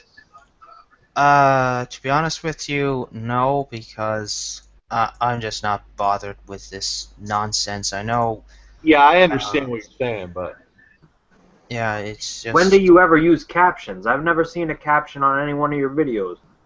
I never do. So how do you get a caption strike? I have absolutely no clue. Was it an attempted? Did they say someone attempted to, or did they say... Actually, I'll just open my mail and read it out to you because I still have it. What the hell? uh-oh, Never Folds here. Woo! I'm cool with him so far, but if you come in here trying to raise hell, man, I have no problem kicking you out. Never Fold, man. You son of a bitch from down south. How you doing? What's going on, man? I'm actually outside mowing my grass right now. I mean, I'm doing my own hangout at 8 o'clock, but I love to see you here. Glad to talk to you. You John Cena troll, you. No. Wait a minute now. I started trolling, man. It's real now. With you. It's real now, man. No, man, I'm outside mowing my grass. My buddy told me he wanted me to come in this hangout real quick and kind of clear the air, I guess, or I'm not really for sure what the hell's going on, but I'm here. Nigel asked you to come in. Yeah, I'm here, man. So what is Never it? Fold, you be your own guy. You don't have to worry about anybody else. You know, I mean, me and Nigel are having issues right now, and that is the truth. To be honest with you, he created them on himself. Yeah, so what, you guys have probably been through this already, but what exactly is going on now? Having fun, buddy. Oh, okay. Holy shit, what's going on out here, man? Hey, have you had a Budweiser light lime lately, or what? Man, I haven't had one in a month. A Bud Light It's been lime. longer than that since I've seen, pal. Yeah, maybe a couple months. So yeah, man. Try that. I don't know. I heard somebody got flagged or something like that. So I don't know. I know Gemini got flagged for a video from 2 years ago. Yeah, That's who the the last I knew, but who the fuck I flagged talked to him Gemini? about that, and that's, just All an right. issue. Jason's channel just got flagged down like literally 20 minutes ago because he Who? decided to put in this hangout. Jason. Me. Valley Cast. Oh, Jason. Got his Yeah, flag. yeah, yeah. Oh, man. I can't use it anymore, though. It's done. That's a second strike. A third strike, you're out type of deal. No, I didn't. 2 times I got cleared of false flagging, but however, this time is I can't get to my channel again, so it must be a flag that I can't get into my channel again. Check your email. It'll tell you what's up. It won't let me. It won't let me go into the channel, you said. Oh, then your channel's done. Your channel's done. Yeah. Terminated. That is totally a crock, man. That sucks. You want to know something? I wish they'd flag my channels down because I got new channels when it comes. I care about the subs. I just care about doing what I want to do. Now the handcuff me to my channel terminated flag. Yeah. I've been there, done that. Like I said, I've been here since 2009, off and on. This is like me. It's fucking ridiculous because a person decides he's going to hang out with 2 people he's not supposed to be in a hangout with because somebody else decrees he can't. He flags his fucking channel down, and that's the assumption. I don't have proof that happened. That's really fucking peculiar how that would happen. That's really fucking strange and coincidental how that would fucking happen. Yeah, it is. Yeah, hey, Jason, I can assure you this, man. Nigel did not flag your channel, if that's what you're thinking, bro. How could you be so sure? How? I'm positive. How? I'm positive. Me and Nigel, I know this dude better than I know anybody on YouTube, bro. He did not flag your channel, Jason. That's not solid proof, man. You My know, channel is done now. how can you show solid proof, man? How can you show solid proof? That's called faith. Facts are proof. Facts are. Okay, well, where are the facts saying that he did flag him down? There isn't any. That's what I just said. Okay. That's what I just said. We don't know. I just got done saying that. We don't know for sure, but it's really fucking coincidental. And how can I not check in, Neverfold? How can I not check in to see who flagged me? I can't get onto the channel. We just got off a call with you, bro.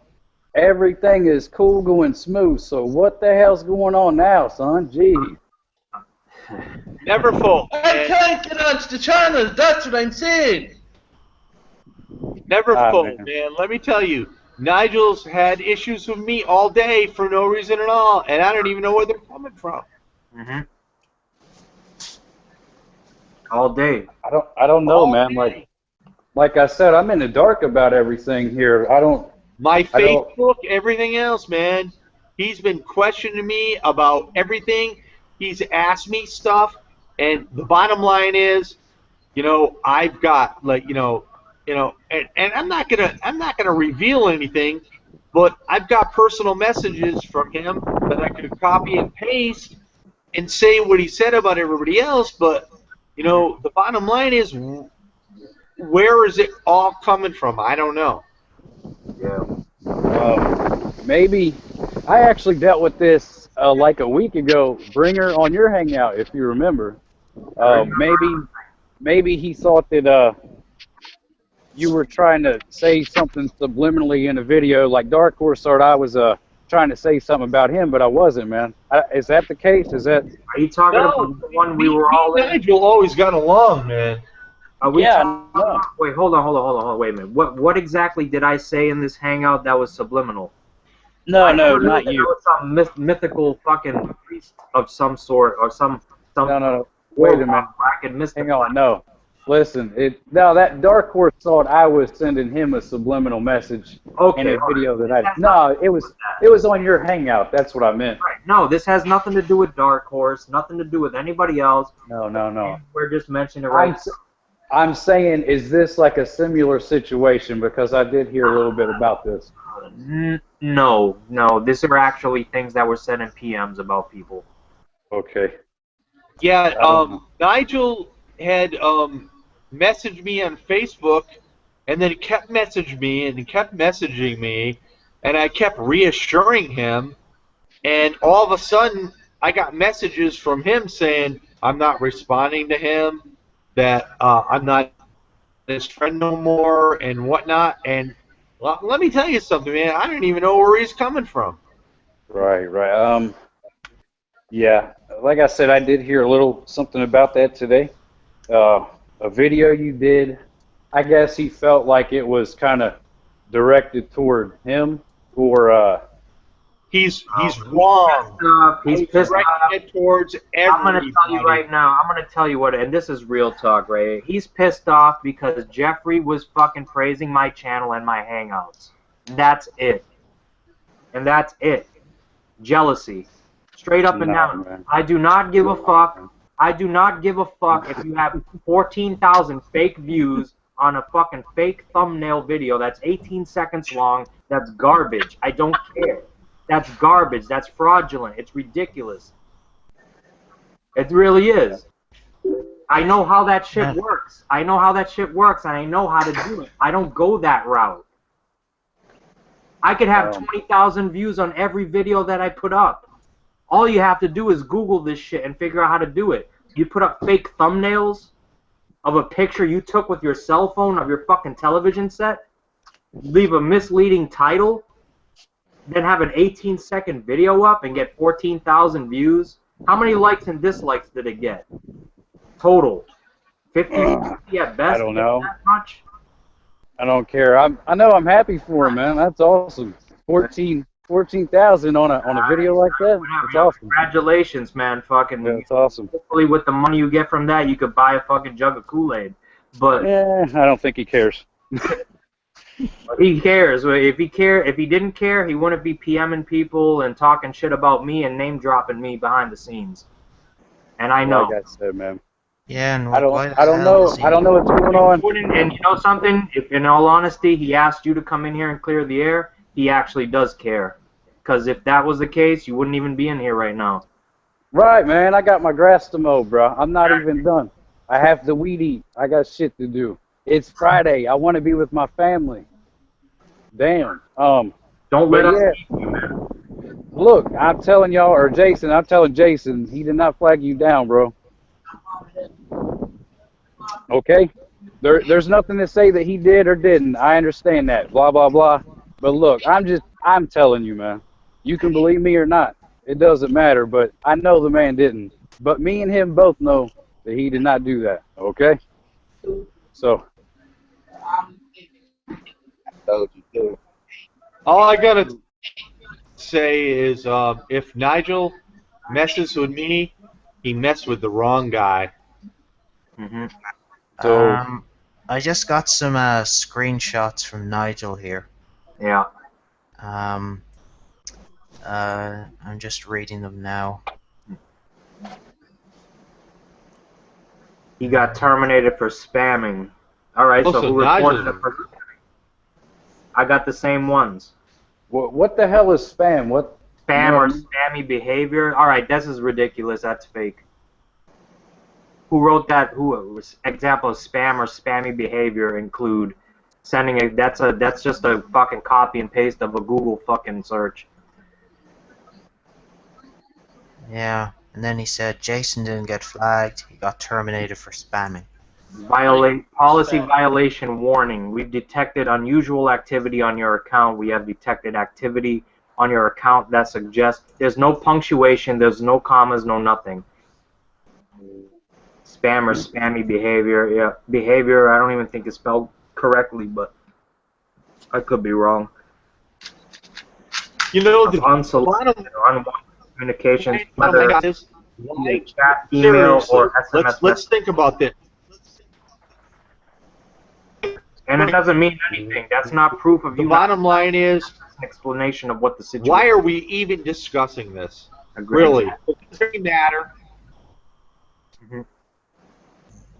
It proves nothing at the end of the day. No, you're right. It don't. And the bottom line is, you know, no matter what anybody wants to say or anybody wants to, you know, provide any kind of visual or whatever information is. At the end of the day, it's just, we know what is what. Hey, Dallas, I got to ask you a question, though. Are you still there? Yeah, I'm here, man. Yeah, I'm here. I want to ask you a question because I remember the other night when you were talking with Andre and stuff, and you're talking about Colt Cabana and whatever and whatnot. Hey, I didn't see the whole thing. Who was the best wrestler that you ever met in your life? I mean, as far as in person. Actually, yeah, we had a chance to briefly discuss that before. I met Jake Roberts before, which was really cool. Right. But as far as there's minor footage, which again on the company that I used to work for, Gold Dragon Wrestling, I'll upload that. But it wasn't an interview or a pre-promo video like Colt Cabana was. But I was excited to meet Colt Cabana, but he really is a fucking asshole. Like, the guy has no respect for anybody that's lower than him, which I understand that, day in and day out they bust their asses off. That's irrelevant right now. He has no respect for anybody. And just even coming into that, we were supposed to have a legit interview, and the way that he kind of played that video out was really kind of a dick move that I had a chance to do. So the most relevant at this point, Colt Cabana, and the person I most regret is Colt Cabana. This guy's a fucking douche. Okay, now let me ask you this really, really, really quick. And, everybody that's on this panel, what do you guys think, really, since CM Punk left? Do you think the WWE is hurting, or do you think the WWE is better that CM Punk is gone? Well, I'll just chime in here. I know Bret Hart was talking about the fact that wrestling had gone bad since he left. He was talking about it in a recent interview. To be honest with you, I have that feeling that since he left, things have been going downhill. Ever since he left, I agree. Ever since he decided to go to UFC, do his own thing, everything's been falling apart as of late. Like, so much shit has been happening this year. Let's have a look. Dusty Rhodes passed away. Hulk Hogan gets axed for the N-word. Then we lose Piper. Then Bram gets arrested for, domestic violence, I believe. And then Jimmy Snuka's arrested for a murder that happened over 32 years ago. It's crazy. It is absolutely... That's the Performance Center too, huh? Yeah, and the shooting at the Performance Center. I mean, it's like it's like a train wreck in the wrestling world at the moment. I actually watched a video from the BDF network, and the Green Psycho 17 said that it has been the worst year for professional wrestling. It has been a terrible year to be a wrestling fan because of all this controversy, and that it's very difficult to be a wrestling fan. Mm-hmm. I agree with that 100%. It is very fucking difficult. Yeah. So, guys. Hey, Bears down. Bears down. You know what's cool? This is crazy.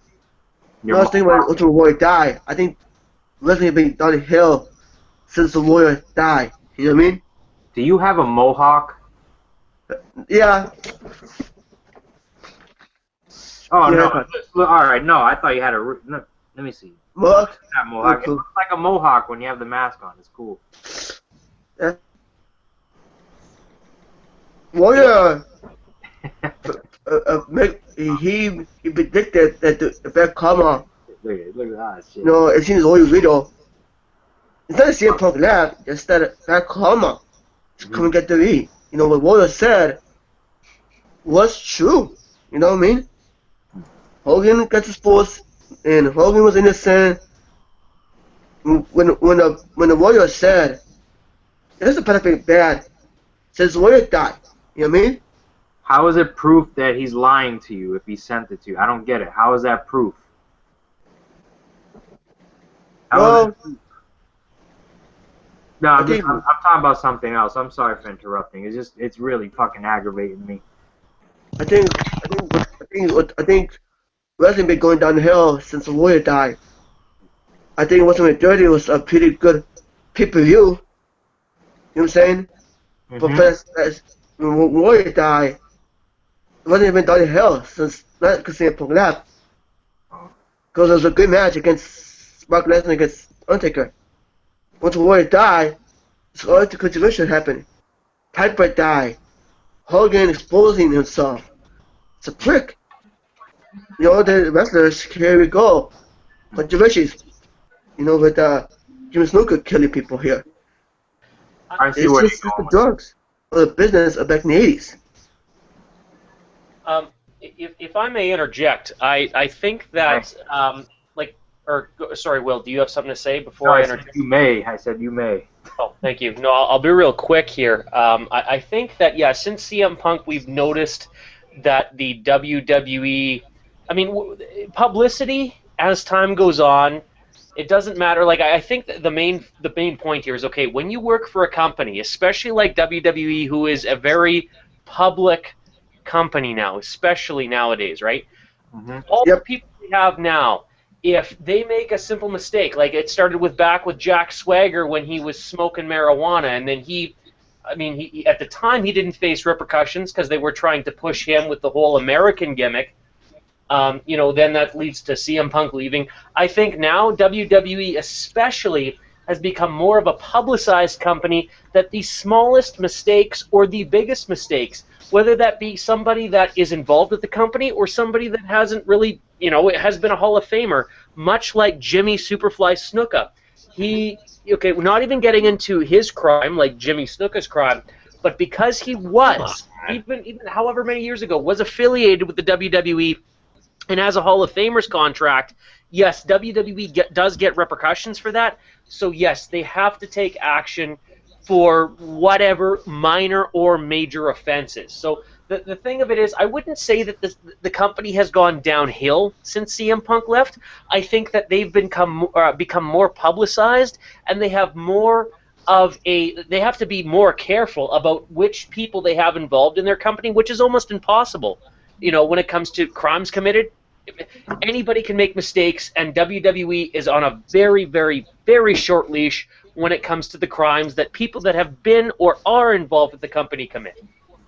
I totally agree with that too as well. I'm back as the Jeffrey Rose channel because I had to take off and come back. But the thing of it is, when CM Punk was there, guys, in my opinion, he cut great promos and whatnot. Maybe the product changed a lot since then, and a lot of people like it.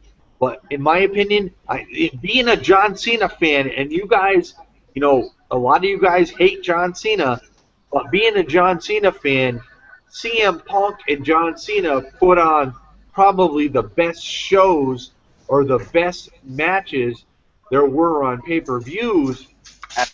But Cena cut some great frickin' promos, guys. Not Cena, but Punk, I should say. I will say this. And maybe this is a better question to ask. What is missing from the WWE since he left? Like, what is it that's gone? And for me, it's WWE booking. It's booking. They book everything around about CM Punk, and since he left, they don't know where they're going no more. And I really do believe that. I will tell you this being a viewer and watching the show, you've lost that aura. What was the main thing that you watched Nitro for and Raw during the Monday night? You never knew what was going to happen. At that time period when CM Punk was white fucking hot, when he cut that promo on top of the stage after laying Cena out, you building to all the stuff that Jeff is talking about right now, that's what's missing, that aura of, my God, is this real or is this not? And you can't, and right now, it's like, you can tell, it's like, there's nothing behind this.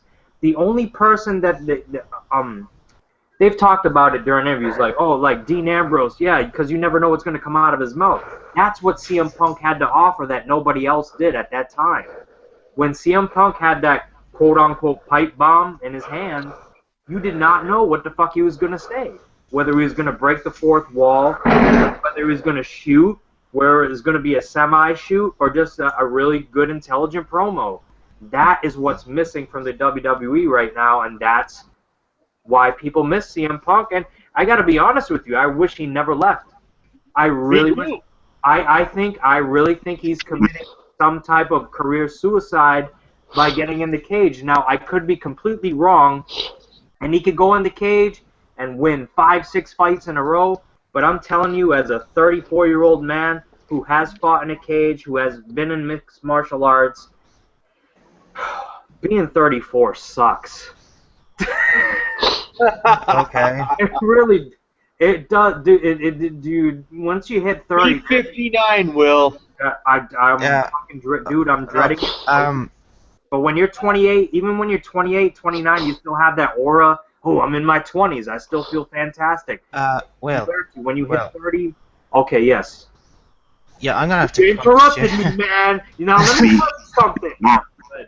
No, I just had to interrupt you there because, like, yeah, like, Will, we don't know what being old truly is. Like, I'm 24 right now, and I don't worry. Look, I want. Can I continue, please? But I don't complain about my age. I don't complain about, anything else. I mean, the only way that you can say you are truly, truly old, and I say this all the time to people I know, and even to my relatives or anybody else, is when you look at yourself in the mirror and you say to yourself, have I done everything I possibly can do in life? And then you can say to yourself, God, I feel like I've done everything. I feel like I've lost my youth. I feel old now. I can settle down. I can, basically That's a philosophical standpoint, though. I'm talking about physically. Well, physically, I know, like, from a physical standpoint, you're not going to be the same as you were, say, a year ago. It's pretty. What do you, I hope we remain friends. Alright, what do you think, guys? I've seen it. I think. Stop! I'm not going to be interrupted. When you're 24 now, in 6 years you're going to be 30. I want to re-talk about this when you hit 30.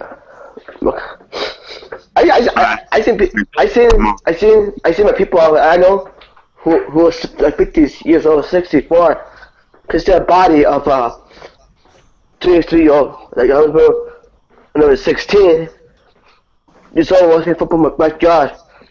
Me and my grandfather, and my grandfather was strong. He was lifting weights, working hard, and he around me, trying to take my grandfather down.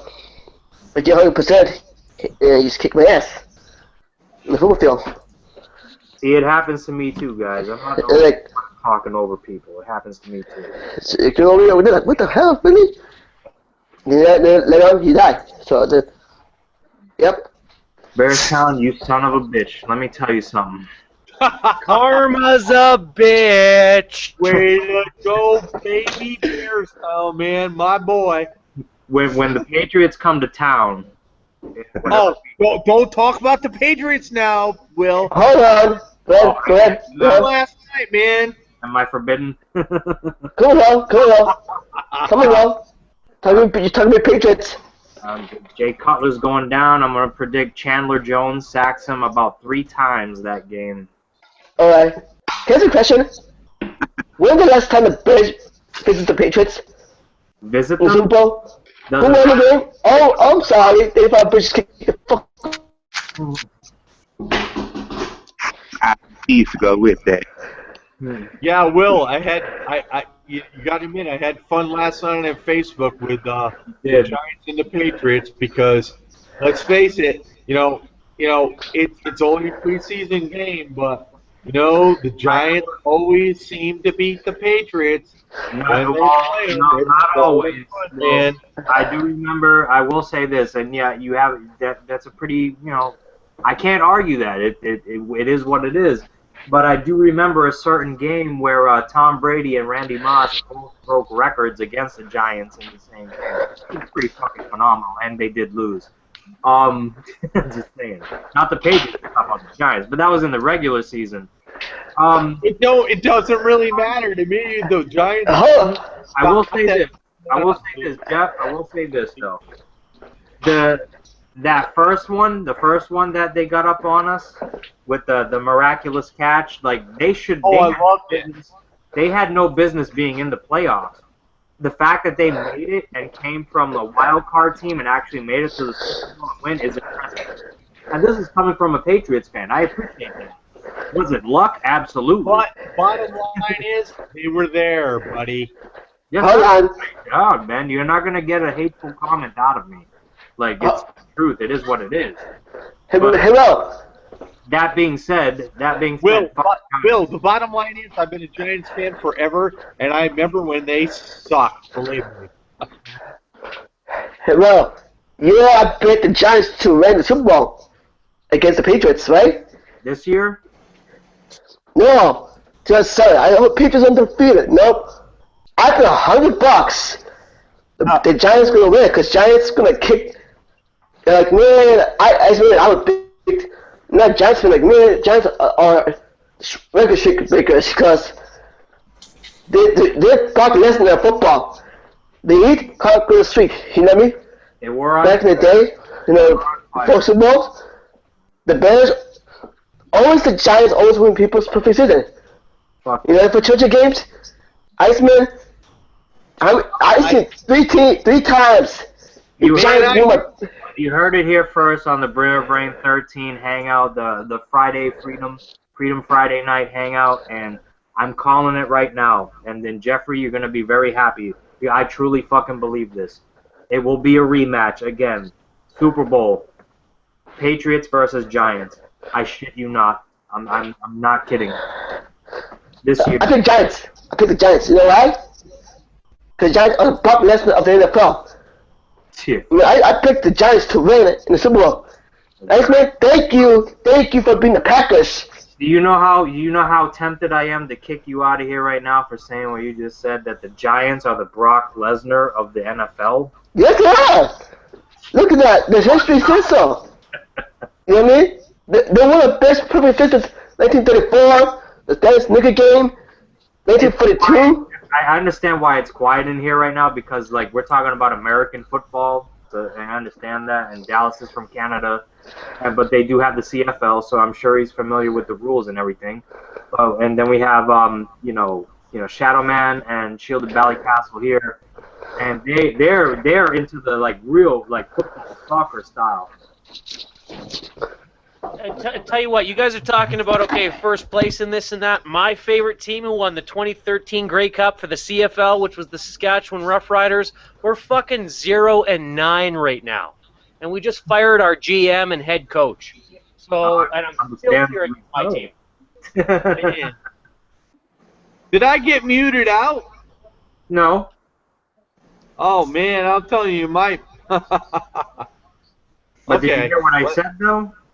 No, I missed what you said about football, and then all of a sudden I got disconnected and I came back, and then it said I was muted. No, nobody muted you. I didn't do it. Okay, that's cool. I'm telling you, you're gonna be happy when you hear this. I'm telling you right now that the Super Bowl this year will be a rematch between the Patriots and the Giants. And guess who's gonna win? I'm sorry to say this because the Giants are in the Patriots, and I've said this, and until New England, until New England proves otherwise, this is how it's gonna go. Okay, and the only problem I see with that from our end, you could be right, is because Odell Beckham Jr. is a fucking monster. Oh, he's great. But you know something? Back with New England, it's I love football. Don't get me wrong, and and the bottom line is whether it's New England and say the Giants, say if they are in the Super Bowl, I root for both of them because I'm here in Connecticut and I like both teams. But you know, it is what it is. They're always close games. And guess what, guys? I gotta leave because I gotta get ready for my short live hangout. All right, man. Speaking of Patriots, well, I picked the Bear, man, Patriots. always the best. And Bears, Hey, bro. Bears, listen to me. You're cool, man. Don't let anybody else tell you otherwise. All right? Yeah. I'm serious, dude. You're cool. Thanks. See you all later. See ya. See you later. See you guys later. On the other side, brothers. Thanks for jumping in, man. Hey, Ray. Bro, I picked the Patriots to win the Super Bowl this year. Mhm. So if your Patriots better win this year. I'm on board. Brady's pissed off. Gonna tear these motherfuckers a new one. He's got something to prove. A motivated Tom Brady is a fucking lethal weapon. But like I said, I'm picking the Giants to go in from the NFC. I know that may sound crazy. Seattle's got a nasty squad. But I don't know. I think New York has that. Their offense is going to be off the fucking chain. So, and they have two really elite wide receivers. So it's going to be. I picked the Patriots beats against the Seahawks again. It could happen. That could very well happen. Anybody else want to chime in about anything? I mean, I'm sorry, like kind of. Yeah. Your sport is not my speciality. Yeah, I know. I figured that. I noticed. Like, ah, fuck.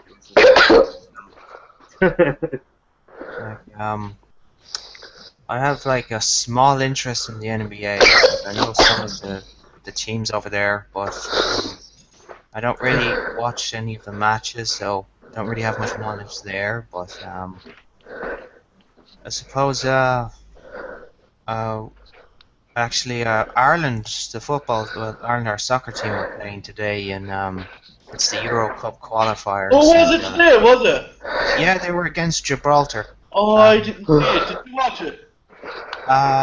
No, I didn't. I saw a picture from my shit. friends at the match, but yeah, we basically need to win those two games to get through to the Euro Championships to get a chance to play. But it's just at the moment our Irish team isn't great. Like, we're not fantastic, but we do try. Oh, those Irishmen. I have a question about international. What's the name of your league? What's the league? Well, for the Irish, it's international football. Okay, how many people go to these games? Because they're in giant stadiums. Like, these are like really huge stadiums. Like, average attendance is like how many people?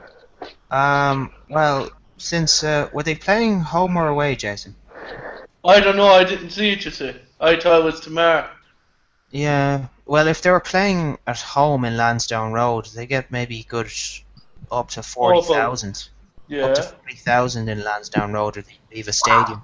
No cold, yeah. What is the total capacity of the I stadium? think over 45,000 max. So near sellouts every time. Well, yeah, our Irish fans are very supportive of our international team because we have to be, you know. I mean, we like to believe that we can, you know, do our very best and make it somewhere, you know. I gotta be honest with you. When the World Cup comes around, I watch, but I don't know who anybody is. But I like it better that way. The commentators are so. I love into it. Yeah, man, it's great. It really is, and I say it to America, like, you know, in where I'm from. I'm like, man, I was watching the World Cup yesterday, and they look at me like I have 3 heads.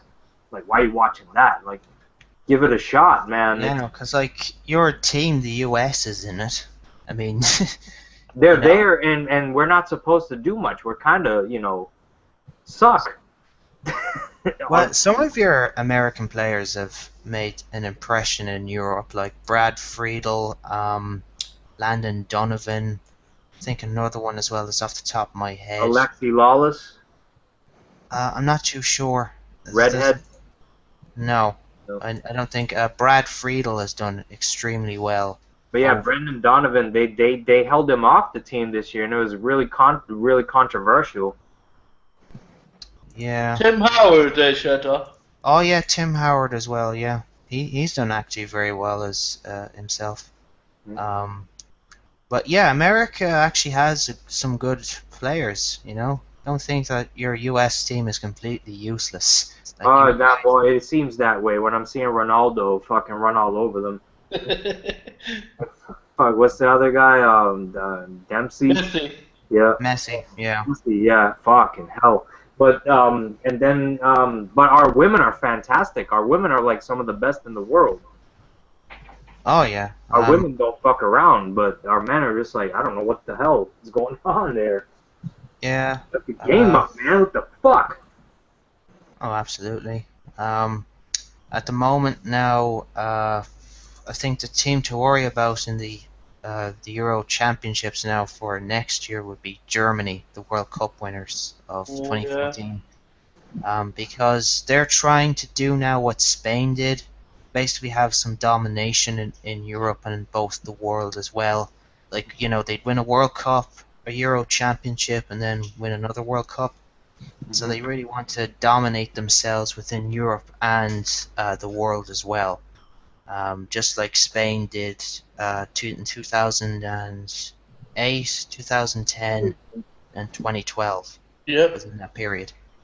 I want to welcome Michael Miner to the show. I didn't think you were going to be here because you said you had a preview show to do.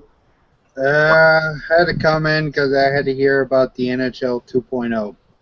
Yeah. Hey, Michael, you were just minor. Sorry. Oh, You're just a minor I thought. have to say, with the Packer game was shitty. I didn't care if the Packers won. But between TCU and Minnesota last night, they did better than what the NFL did in 2 days. Well, of course, because their games mean something. These are the preseason, man. Be right back.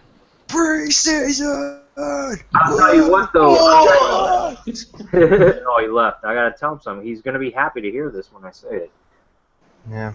I think, right? But, yeah, over here, the Premiership in England is in full swing at the moment, and the Champions League will be in full swing soon. And you? They've already started. Have they started the group stages yet, Jason? No, in a cup. I think it's in 2 or 3 weeks. All right, Yeah. what does all that mean? I don't get that. Like, there's different...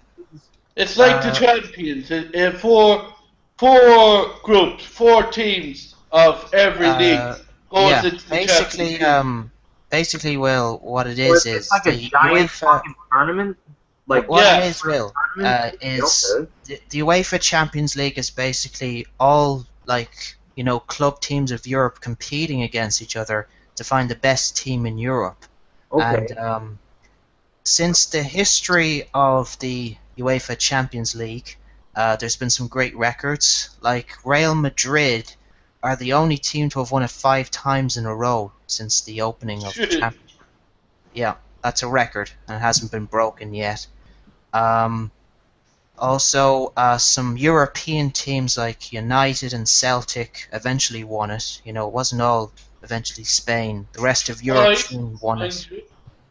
Yeah. Then Man United won it in '68, and then that infamous year in '99 when they won a treble, which is basically the one. Oh, it's 2008. That's 3 times. No, 1999. The treble. Yeah, but we won it 2008 as well. Yeah, I know that. But the UEFA Champions League is a fantastic competition because anything can happen in it. I know that every year it's exciting to watch. You know, like the range of teams in it.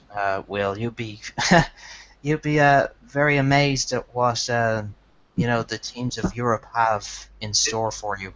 You know? Is that the league that determines like what team is the best team in the fucking world?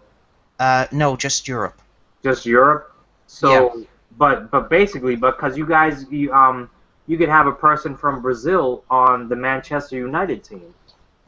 Yeah, but there's certain regulations that they have to follow if they want to play in Europe. Like, Okay. there's certain like standards and conditions that you have to have when you're playing in the Champions League. I know that Jason, you can only have like 25-man squad. No, 18, would you believe? 18. Yes, because we sold most of our players. All right, okay. But I do know that you have to have some homegrown players in, and you can also have a few that are within Europe as well. Okay. Once you pick your squad, it's indefinite. That's the squad you pick. Then obviously the group stages begin. You play each team twice. If you can win 4 games in a row, then you're automatically through. Each win is worth 3 points. A draw is worth 1, and obviously a loss gets you nothing. So if you win 4 games, you're through. You don't have to worry about the next 2. And then of course there's the last 16, which is like the last 16 teams in it. Then it goes to quarterfinals, first leg. Then there's a second leg. Same with the semi-finals, and then the final is just one match and one winner. That's how it goes. All right. The team that I believe we should be worried about is Barcelona. They have such a deadly attack force up front. They got Luis Suarez, they have Neymar, and they have Lionel Messi up front, and that is just asking for trouble. Murderers row. Yeah, they're the most lethal strikers you can come across. They're so lethal. It's not even funny, Will. Like seriously, you would shit your pants if you saw that. You were like, I need to change my shorts. I can't go on. Because you've got the speed of Messi and the skill of both Suarez and Neymar. You should be very, very nervous if you're a goalkeeper, because you'll be just like, oh God, I don't know where to dive. I can't go on. Help me. But yeah, Barcelona are very lethal in that competition, as well as their arch rivals Real Madrid. They're both very ruthless teams. Mike's back real quick. I'm sorry to interrupt, but Mike's back real quick. Mike, I have some news that will make you happy. Hopefully. What's up? It's about the NFL. Oh. And it concerns my fantasy football team. So when I draft this Thursday, actually, is it Thursday? No, Tuesday. Sorry, on Tuesday. Depending on what position I pick, I will be taking Eddie Lacy of the Green Bay Packers. Aren't you on my side or what? What's up? I really don't care because I'm not an NFL kind of guy. I'm not a Packer fan. The only thing I care about is the rookies, like Melvin Gordon for San Diego, Jameis Winston with the Tampa Bay Buccaneers, and Mariota.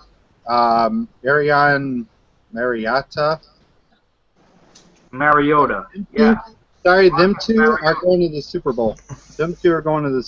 Jameis Winston and Mariota are going to the Super Bowl this year. Sorry for that. Are you out of your fucking mind or what? I want to see the battle of the rookies, not no battle of, this guy's the best quarterback. We're going Hold on. All right. This is how I know you're a college football fan. You truly think that the Tampa Bay Buccaneers are going to win the NFC East and make it to the NFC, not the NFC East, but the NFC conference? Depends on how they do with Jameis Winston. You think they have that solid of a team just because Jameis Winston is there, that they're going to go to the fucking, not only to the playoffs, but to the Super Bowl? As long as they made to the playoffs, they're good, but if they don't, then... What are you drinking? Raise that can up real quick. A Mountain Dew. All right. So it's not Mountain Dew. Not the beverage that's making you think this way. You got to be out of your friggin' mind. Who is Mariota even playing for? He plays for Tennessee Titans. So you're predicting the Super Bowl to be the Tampa Bay Buccaneers versus the Tennessee Titans.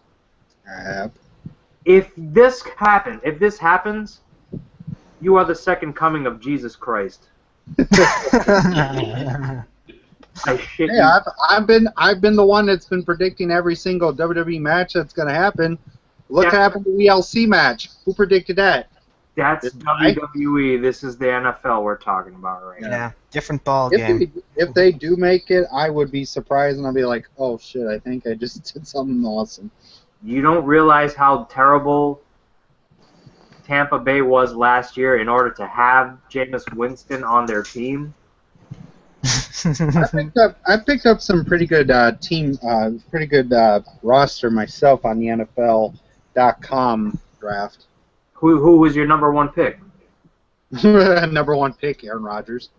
Aaron Rodgers, there. So all right. So what's wrong? So you pick Aaron Rodgers, but not fucking Eddie Lacy. I think I have Eddie Lacy. I think on my team. You got Eddie Lacy too? Yeah, I think so. I don't know. I did a lot of picking yesterday. That or somebody else picked them up before I did. Can you bring up your NFL.com like your stuff and like show your player list? That's what I'm doing right now. I would love to see this squad you have. I want to keep a track on someone from the 49ers. They've been talking about this. Yep. Hating, wherever the kid's name is. I want to. I'm sorry. What's up, man? No. I was just gonna say, it looks like he's bringing up a minor problem. Sorry. There you go. There it is. Sorry, when you have a name like Michael Minor. I will say this: offensive rookie of the year. It's between two guys for me. It's either going to be Amir Abdullah from Detroit, or it's going to be Melvin Gordon, who you mentioned earlier from San Diego, running back. Right. Melvin's going to do a damn good job this year. He's the clear-cut starter on that squad. They have no running back, so he's definitely going to be playing full-time downs. Here's my list of the players I have. I don't have unless I didn't get Eddie Lacy. I bet you I'm going to get a lot of trades. A lot of people are going to. Put it on screen share real quick, like so I can. Did I? I thought I did. Keep your mouse on it. Oh. On your name, so it'll stay there. Oh, fuck. Hold on. I'm gonna put it. What is that thing that Jesse had me do earlier? Fuck. Click on the green box. This one. Screen share? Yeah, but it isn't that one. It's not that one. It's. If you click on my name, because last time I did, I clicked on someone's name. Yeah, that's what it was. That's why. I never click on people. I see. Present to everyone. There it is. I got it. All right. Let me see this. Aaron Rodgers, LaShawn McCoy, who may not even play in the first game. Yeah, I don't think so too. I might take him, and make someone else get in there. I might put this Jared Haney in. Lamar Miller, good choice. T.J. Yeldon, that's the other rookie. That's another rookie, right? I want to keep. Yeah, that's why I want to keep an eye on him. Marcus Mariota, Russell Wilson. Have to get him. Trey Mason, running back. I don't even know who that is. Is he a rookie too? I think so. Charles Sims running. Damn, you got a lot of running backs. Scroll down. Oh, and then here's my defense. My kicker and my defense. And that's all you get to choose from? Yes, I had like a freaking Quans, but everybody was picking them. Mason Crosby. Okay. Philadelphia defense. Why the Philly defense? What pick did you have overall? What's that? In the first round, which pick did you have overall? See, Scott Casey Gale's laughing at your draft scheme. Yeah. Scott. No, but like what pick? Like, and you know how you go in order? Mine was third. Mine was the third pick. So you took Aaron Rodgers at number 3. Okay. Yep. Scott Casey Gale doesn't agree with that. Wrong. Okay, Scotty, what you don't agree? I don't know. Who would you take number 1, Scott? The Bears. No. Player. No, this is for the NFL draft thing that they had going on. Who would I take as number 1? Yeah. Any player in the league. Any player in the league, I would take Drew Brees. Drew Brees. Ooh. Drew Brees, number 1. Mhm. New Orleans Saints. Yeah. I'm going to take a piss real quick. Okay. Does anybody have anything to say, talk about, a topic? Fucking have at it. Dallas is on mute. Unmute yourself. Whatever the fuck. Anyone. You could have a Royal Rumble to see who wants to talk about what. I'll be right back. I'm not going to go. Well, I wanted to talk to Shadow Man and the Shield. What are you guys' thoughts on the trades that were made during the soccer thing? I think they had a trade thing that they had going on. Let me try to see if I can find it. You guys had some trades in the Europe League. It was a couple days ago. Like transfers? Like Yeah, transfers. There we go. Yeah. Oh yeah. Yeah, the transfer window. I think. Very weird one for my team anyhow. Yeah, isn't De Gea staying? Isn't he? Yeah, that's the good thing. So it is. Oh, thank God. But we signed Anthony Martial for 36 million. He's a 19-year-old. 19-year-old? Jesus Christ. Yeah. But is he really? They have a lot of money in Man United, you see. But like Jason, what makes him so special, though? I mean, because a lot of these players, they end up turning to be a disappointment. No Yeah, offense. I know.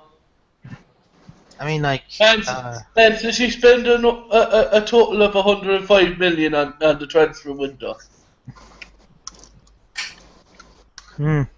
On about 5 or 6 players. That's pretty crazy.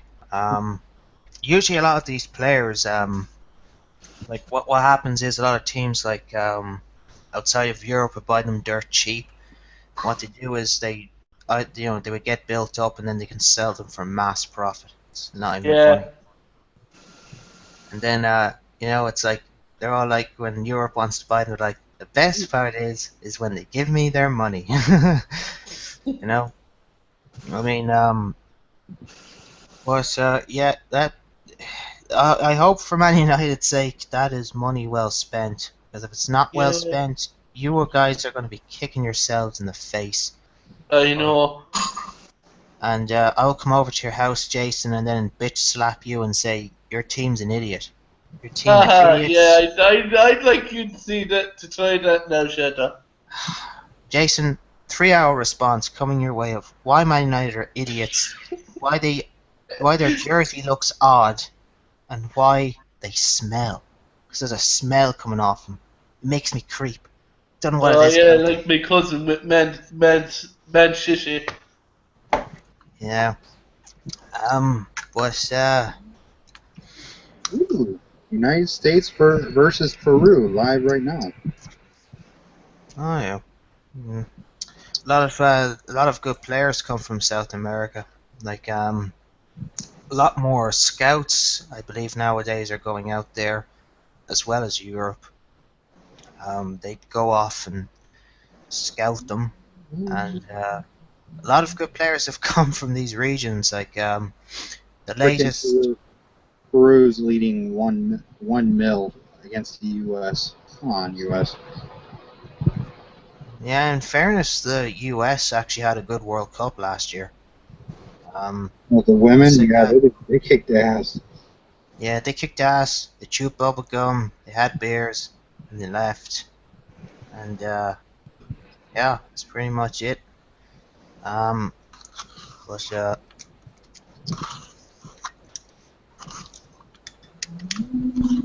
good. Yeah. I'm enjoying a yogurt. Yogurt, you say? Yeah, fruits of the forest. I love fruits of the forest yogurt. Oh, I can't wait for Labor Day to hurry up. Yeah, Labor Day is. Oh no, it's not that. During the Labor Day, I think it's either Sunday or Monday. They're going to be having. They're going to be hosting a 1959 date. Darlington Southern 500, I think. Oh wait, yeah, it's already happening this Sunday. Yeah, that's where it don't like a lot of workers get the day off during Labor Day. Yeah. But yeah, at the moment in the soccer world in Europe, we're all active at the moment. A lot of the domestic leagues around Europe have started. Our domestic league starts around the summer and then ends by the time winter hits. We're a bit different to the others because the English league starts in August and then ends in like May. Same with other leagues, they end usually around May. And we have the Euro Championships next year, and I hope Ireland beat Gibraltar. For God's sake, if we can't, no, I think it was Georgia. We're up against Georgia. Yeah, it was Georgia. Sorry, Jesus. I'm just checking my calendar here. No, we were against Gibraltar today. Yeah. And Can we say that indie wrestling is going to take over WWE? I mean, picking up these two guys, Johnny Gargano and Tommaso Ciampa. Who are they when they're not at I home? seen that book in ROH, the book with the book on the right side. WWE, but if you don't use them right, you're going to get a big ass win from me, and it ain't going to be good. Okay, guys, I'm sorry. I promised Jeffrey that I would join his show, so I'm gonna have to shut this down. If you want to keep it going, if you want to start a new one, you like this cast of characters, by all means, fucking, you guys can do it. But if not, it's all good. Alrighty. Yeah, I gotta go to work anyway, so yeah, no, this has been fun, gentlemen, and yeah, we gotta do it again. I like this crew. This crew's a lot of fun. This crew's Tell definitely the a lot of unknown fun. I'm coming. Tell the unknown that Mike the Axe Murderer is coming for him. What's that? Tell the unknown Mike the Axe Murderer wants his revenge. Well, tell Mike the Axe Murderer the unknown says he's, he can't figure out his next move, so. Next move is unknown, Mike. That's what the thing is. He's unknown. You don't know. It's not known to the public. Hey, yeah. Alrighty, Kate. Have a good one, gentlemen. Alright, guys. I'm out of here. Let's see what's going on in this shit. Thank you all for joining. I appreciate it. I really do. Anytime, Will. Anytime. Yeah. Jason, you two in particular, man. You had an unnecessary fucking choice that needed to be made for some fucking reason. For me, I'm gonna go enjoy Will's and Jesse's What Twitch.tv gamers sound like. You haven't watched that yet?